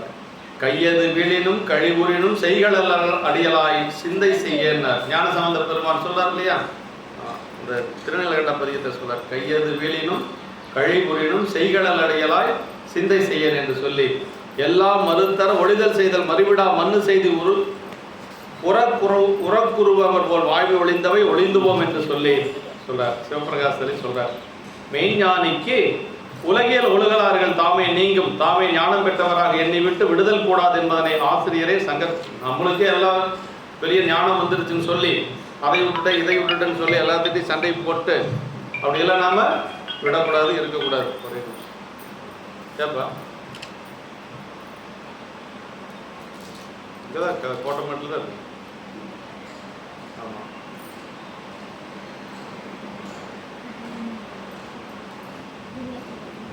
ஒரு மணிக்கு நீ வந்து என்ன பண்றீங்க? வா, சரி.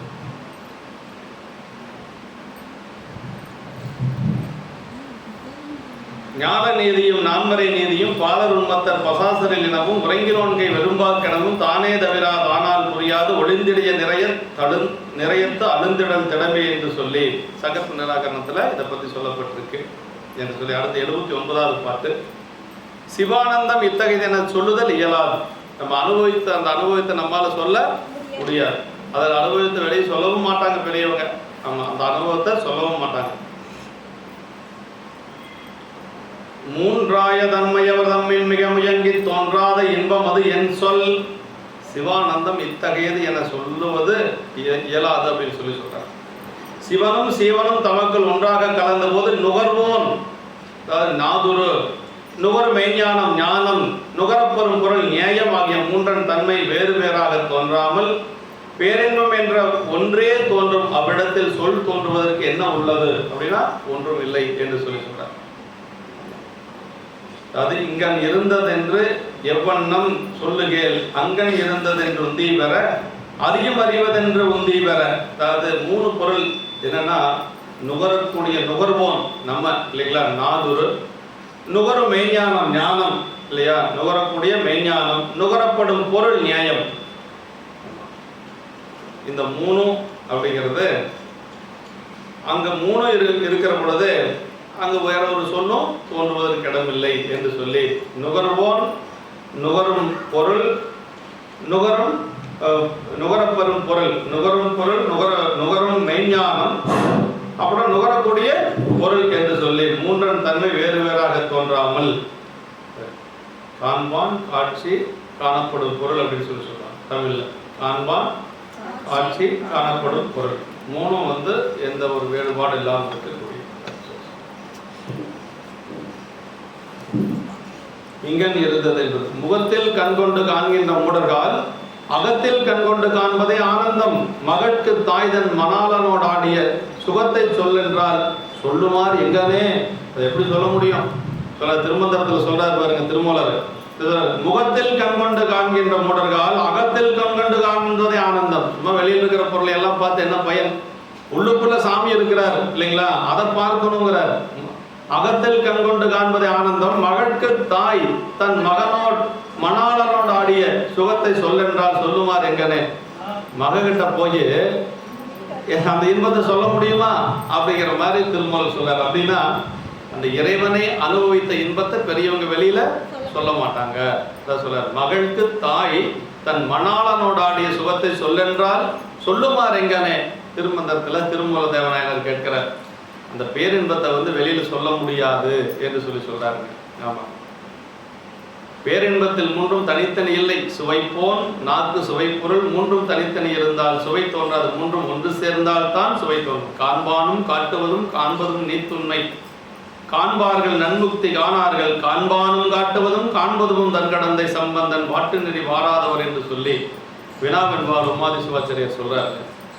நாதொரு ஞானம் நியாயம் என்ற சங்கற்பனைகளை விட்டு ஒன்றாக சிவனியல் உணர்கிற ஞானமே பெற வேண்டும் என்பது கருத்து. காண்பான் காட்டுவது காண்பது என்று சொல்லி சொல்லும் இடமென்று சொல்ல புகுமிடம் எல்லை சிவனுக்கென்று உந்தி பெற என்றால் நாம் செய்வோம் உந்தி பெற என்று சொல்லி திருவுந்தியார்ல சொல்லப்படுது. இக்குறட்பா பிறப்பு அற்றவர் சிவத்துடன் கூடி அனுபவிக்கும் சொல்லில் அடங்காது என கூறுகிறது.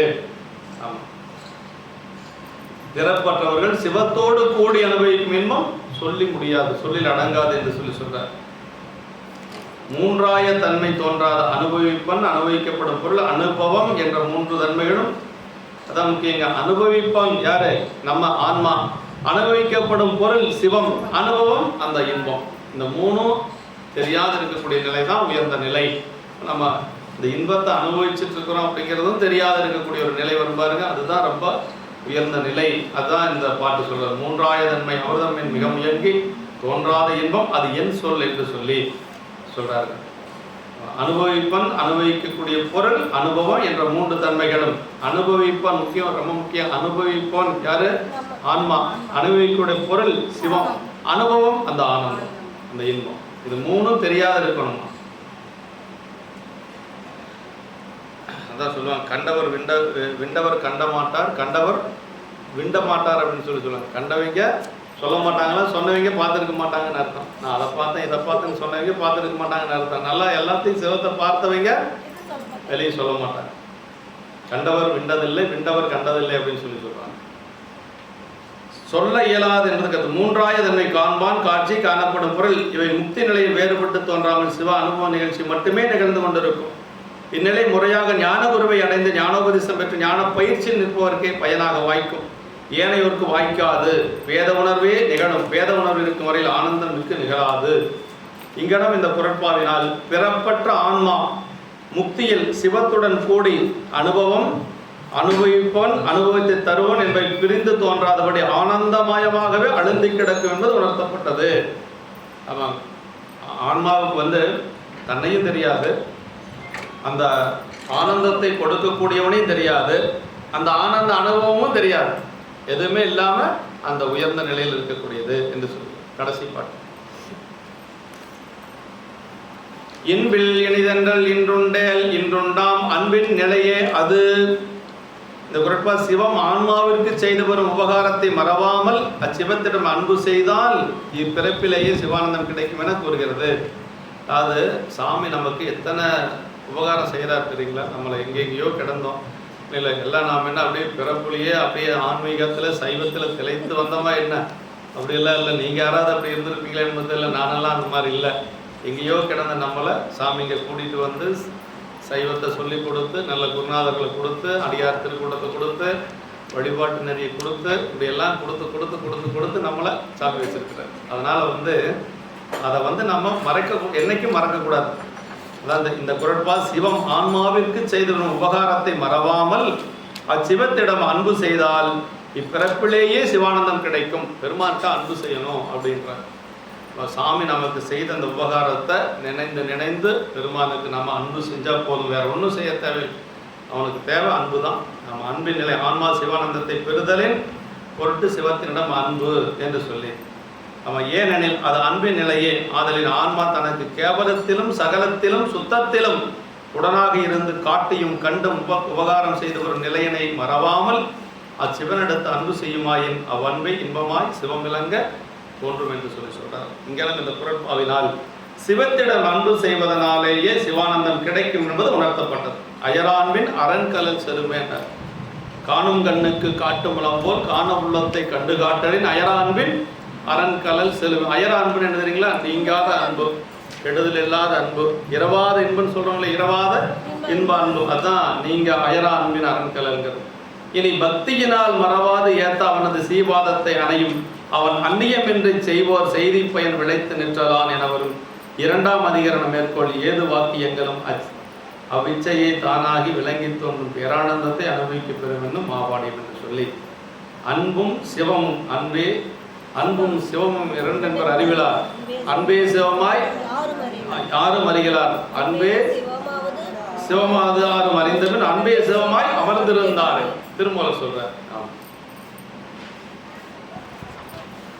யாவர்க்கும் மேலாம் அளவிலாச்சியருடையான் யாவர்க்கும் கீழாம் அடியேனை. ரொம்ப முக்கியங்க. திருவாசகத்துல மணிவாசக பெருமாள் சொல்ற யாவருக்கும் மேலாம் அளவில்லாச்சியருடையான். அவனுடைய பெருமைக்கு அளவே கிடையாது. எல்லாத்துக்கும் மேம்பட்ட பெருமையோடு மேலோருக்கு மேலோய் போற்றினார் நாவுக்கரசு பெருமாள். ஆமாம், யாவருக்கும் மேலாம் அளவிலாச்சியருடையான் யாவருக்கும் கீழாம் அடியேனினர். எல்லாத்துக்கும் கீழே இருக்கக்கூடிய ஒரு ஒண்ணுக்கும் ஆகாத ஒரு அடிநாய் அப்படிங்கிறார். கீழாம் அடியேனை யாவரும் பெற்றறியா இன்பத்துள் வைத்தாய்க்கு என் எம்பெருமான். யாரும் பெற முடியாத இன்பத்தை கொடுத்தாராம் பெருமான். ஆமா, இன்பமே என்னாலும் துன்பம் இல்லைன்னு எங்க சொன்னாரு? சுண்ணாம்பு காலவாய்க்குள்ள இருக்கிற பொழுது சொல்றாரு. சமணர்களுடைய நீற்றறையில் இருக்கின்ற பொழுது, சமணர்களுடைய அந்த ஒரு துன்பத்தை அனுபவித்துக் கொண்டிருக்கிற பொழுது சொல்றார், இன்பமே என்னாலும் துன்பம் இல்லை என்று சொல்றார். பெற்றறியா இன்பத்துள் வைத்தாய்க்கேன் எம்பெருமான் மற்றறியேன் செய்யும் வகை. சாமிக்கு நான் என்ன செய்ய முடியும்? ஒன்றும் செய்ய முடியாது. யாவரும் பெற்றறியா இன்பமே பேரின்பம் என்று சொல்லி இன்று உண்டேன் காண்போன் காட்சி காணப்படும் பொருள் 3ம் வேறு வேறாக தோன்றாம் ஒன்றாகிய பேரின்பத்தை தருகின்ற இக்காலத்து அத்தகைய இன்பம் உண்டு என்றால் இன்று உண்டாம். மெய்ஞானியருக்கு நினைத்த அளவிலேயே அப்பேரின்பம் உண்டாகுங்கிறார். ஆமாம், மெய்ஞானிகளுக்கு நினைத்த அளவிலேயே அவங்களுக்கு அந்த பேரின்பம் உண்டாகும். நாமார்க்கும் குடியல்லும் என்று படைய திருநாவுக்கரசர் இன்பமே என்னாலும் துன்பமில்லை என்று சொல்லி பாடுறார். எப்படின்னா என்ன அர்த்தம்னா, உலகியல்ல துன்பங்கள் கொடுத்தாலும் கூட இறைவனுடைய திருவருள் இன்பம் அவருக்கு இன்பத்தையே கொடுத்து. ஆனந்த வெள்ளத்தின் இடைமூழ்கி அம்பலவர் தேனுந்து மலர்பாதத்து அமுதுண்டு தெளிவெய்தி ஊனந்தான் இளராகி உவந்திருந்தார் நம்மை கண்ட ஈனம் அடைந்துள்ளது என்ன அதிசயம் என்றார் அப்படின்னார். சுண்ணாம்பு காலவாயில் 7 நாள் கழித்து அறைய திறந்து பார்த்தா சாம்பல் கூட இருக்காதுன்னு மன்னன் சொன்னான். ஆனால் திறந்து பார்த்தா அப்படியே அமுதுண்டு தெளிவெய்திங்கிறார். சாகா வரம். அமுது சாப்பிட்டா என்ன மரணம் கிடையாது. அந்த அமிர்து சாப்பிட்டா எப்படி இருப்பாங்க ஒருத்தர், அது மாதிரி இருந்தாரா நாவுக்கரசு பெருமான். என்ன பண்ணிட்டு இருந்தார் அங்க? ஆனந்த வெள்ளத்தின் இடைமூழ்கி அம்பளவர் தேனுந்து மலர்பாதத்து அமுதுந்தார். அந்த சுண்ணாம்பு காலவாயில நின்றுட்டு பெருமான் திருவடியை நினைச்சிட்டு இருந்தாரு. அந்த மாதிரி இருந்தார். அதான் நாவுக்கரசு பெருமானுடைய அனுபவம்.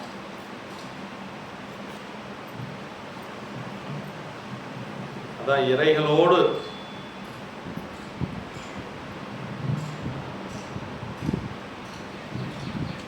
அன்போடு உருகும் அடியாருக்கு அன்பர் என்று சொல்லி ஞானசம்பந்த பெருமான், நேசன்கான் நேசற்கு என்று சொல்லி திருநாவுக்கரசரும், அதே மாதிரி அன்பாய் அன்பருக்கு அவரினும் அன்பை போற்றி என்று சொல்லி திருவாசகம், ஈரிலா பதங்கள் யாவையும் கடந்த இன்பமே என்னுடைய அன்பே அப்படின்னா, ஈரிலா பதங்கள் யாவையும் கடந்த இன்பமே என்னுடைய அன்பே. மாறி நின்று என்னை மயக்கிடும் மஞ்சப்புலனைந்தின் வழியடைத்தமதே ஊர் நின்று என்னில் எழுபரஞ்சோதி உள்ளவா காண வந்தருளாய் தேரடைந்தெளிவே சிவருமானே திருப்பெருந்துறையுரை சிவனே இருளா பதங்கள் யாவையும் கடந்த இன்பமே என்னுடைய அன்பு. மாறிலா அந்த பாட்டில் வருது. அன்பு சிவம் இரண்டென்பர் அறிவிலார் அன்பே சிவமாவதாம் ஆகும் அருகிலார் அன்பே சிவமாது ஆறும் அறிந்தபின் அன்பே சிவமாய் அமர்ந்திருந்தாரேன திருமந்திரத்தில். திருவாரூர் பெருமான் சுந்தரமூர்த்தி நாயனாருக்கு அடியார்களை பற்றி சொல்லுகின்ற பொழுது, பெருமையால் தம்மை ஒப்பார், பெணலால் எம்மை பெற்றார், ஒருமையால் உலகை வெல்வார், ஊனமேல் ஒன்றும் இல்லார், அருமையாம் நிலையில் நின்றார், அன்பினால் இன்பம் மாறுவார் அப்படின்னா. அங்கேயும் அன்புதான் வருது. அன்பினால் இன்பம் மாறுவார். அன்பு செய்வதனாலே அவர்கள் இன்பத்தை அடைந்தார்கள். அடியார்களுக்கு அந்த இன்பம் எப்படி கிடைச்சது? இறைவனிடத்தில் அன்பு செய்கின்ற பொழுது அந்த இன்பம் தானே கிடைக்குது. அன்பினால் இன்பம் மாறுவார். இறைவனிடம் வேண்டுவதாக இரவாத இன்பன்பு வேண்டிப்பின் வேண்டுகின்றார், பிறவாமை வேண்டும். அம்மையார் சொல்றாங்க இல்லையா, இன்பமும் அன்பும் ஒன்றோடு ஒன்று தொடர்புடையது. பெருமானிடத்தில் அன்பு செஞ்சா இன்பம் கிடைக்கும், வேற ஒன்றும் இல்லை. ரொம்ப ஷார்ட்கட் ஒன்று இருக்கு. இன்பம் வேணும்னா பெருமான்கிட்ட அதை அடியார்கள்ட்ட அன்பு செஞ்சா சாமிகிட்ட போய் சேரும். ஆமாம், ரொம்ப ஷார்ட்கட் அது.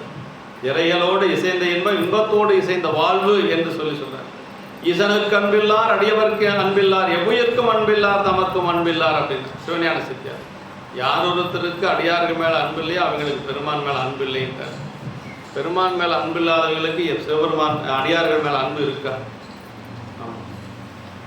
இன்பம் பெருக்கி இருளகற்றி வாழ்ந்த மாணிக்க வாசகர் இறைவனை பலகால் அன்பே அன்பே என அரற்றி அடியணைந்தார் என்று சொல்லி மாணிக்க வாசகர் பெருமான் இறைவனை அன்பே அன்பேன்னு பல முறை பல பதிகத்துல சொல்லியிருக்கிறார்.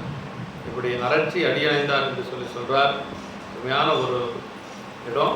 இந்த பகுதி அதிகார தொகை பொருளாக இன்புறு நிலை இந்த அதிகாரத்தில் சிவானந்தம் எனப்படும் தன்மைகளாக கூறப்பட்டவை. சிவானந்தம் என்பது திருவருளின் துணையால் அதனை முன்னிட்டு அதில் அடங்கி நிற்பதால் அவ்வருள் செலுத்த அந்த ஆன்மா சிவத்தில் புகுந்து கலந்து பெறும் இன்பம்.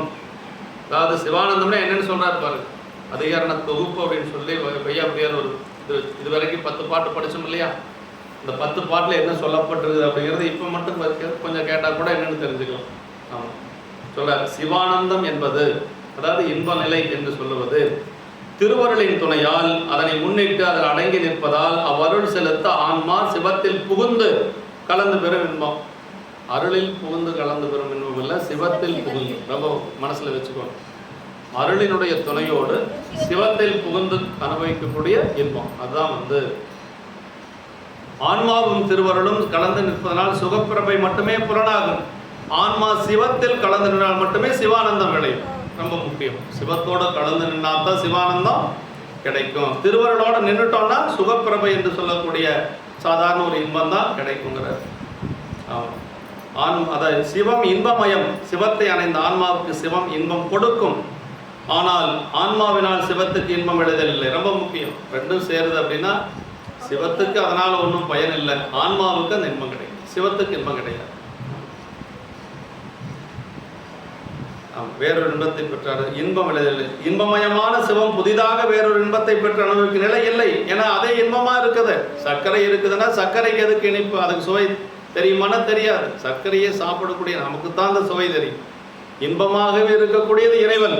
அந்த இன்பத்தை அவன் அனுபவிக்க முடியாது, நம்ம தான் அனுபவிக்க முடியும். அதே மாதிரி ஆணவ மலமும் அனுபவிக்க முடியாது, அதுக்கு அறிவு இல்லை. அதனால் அது பக்கத்தில் போய் நிற்கவும் முடியாது. அப்போ அனுபவிக்கக்கூடிய ஒரே பொருள் ஆன்மா மட்டும்தான். நமக்கு மட்டும்தான் அந்த ஒரு தகுதி, எலிஜிபிலிட்டி யாருக்கு இருக்குது அப்படின்னா ஆன்மாவுக்கு மட்டும்தான் இருக்குது. சிவானந்தத்தை அனுபவிக்கக்கூடிய ஆற்றல் அந்த உரிமை யாருக்கு இருக்கு, தகுதி இருக்கு யாருக்கு அப்படின்னா ஆன்மாவுக்கு தான். சிவத்துக்கே இல்லை. ஆமாம், சிவத்துக்கே இல்லைன்னா அவரே ஆனந்தமா இருக்கக்கூடியவர், அதனால அவருக்கு இல்லை. ஆமாம், இது அவருக்கு தேவையும் இல்லை. இது உலகியல் இன்பத்தின் வேறானது ஒரு இன்பம். முக்தி இன்ப அனுபவத்தில் சிவம் என்ற ஒரு பொருள் தான் இருக்கிறது என்றாலும் இன்பம் நிகழ்கிறது என சொல்வதற்கு இடமில்லை.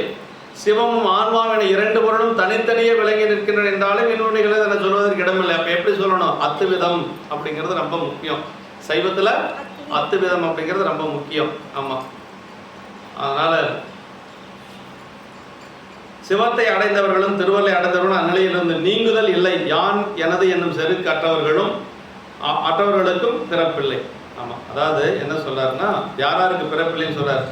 சிவத்தை அடைந்தவர்களும் திருவருளை அடைந்தவர்களும் அந்நிலையில் இருந்து நீங்குதல் இல்லை. யான் எனது என்னும் செருக்கற்றவர்களுக்கும் இனி பிறவில்லை. உரை உணர்வற்று மோன நிலையினை எய்தியவருக்கும் பிறப்பில்லை. இன்ப நிலையில் ஆன்மாவுக்கு செயல் ஏதுமில்லை. ஆன்மாவிடத்து நிகழ்வனாக கருதப்படும் எல்லாம் சிவத்தின் செயல்களே. ஆமா, இன்ப நிலையில ஆன்மாவுக்குன்னு சொல்லி அறிவிச்சை செயல்கள் எதுவும் கிடையாது. ஆன்மாவிடத்தை நிகழக்கூடியது எல்லாமே சிவத்தினுடைய செயல்கள் தான். இது பேய்க்கும் பேயால் பிடிக்கப்பட்டவனுக்கு உண்டான கலப்பு போன்றது. இந்நிலை உண்டாகுமாறு ஆன்மா தன் செயலற்று நின்றால் இன்புற நிலை உண்டாகும். ஆன்மா தன் செயலற்று நிற்கணும், அப்பதான் இன்புற நிலை கிடைக்கும்.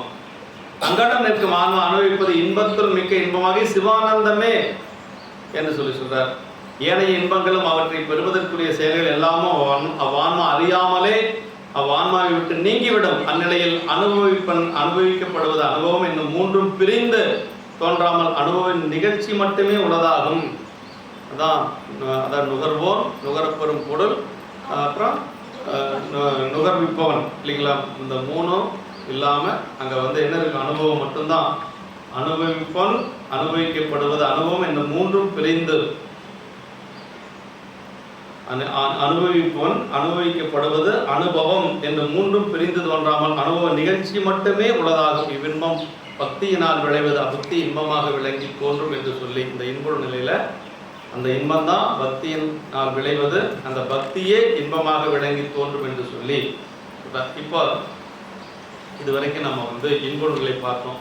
ஓரளவுக்கு திருவருளால் தெளிவாக தான். எத்தனை மணி நேரம் பார்த்துருக்குன்னா ஒரு அதிகாரத்துக்கு 2.5 மணி நேரம் பார்த்தோம்.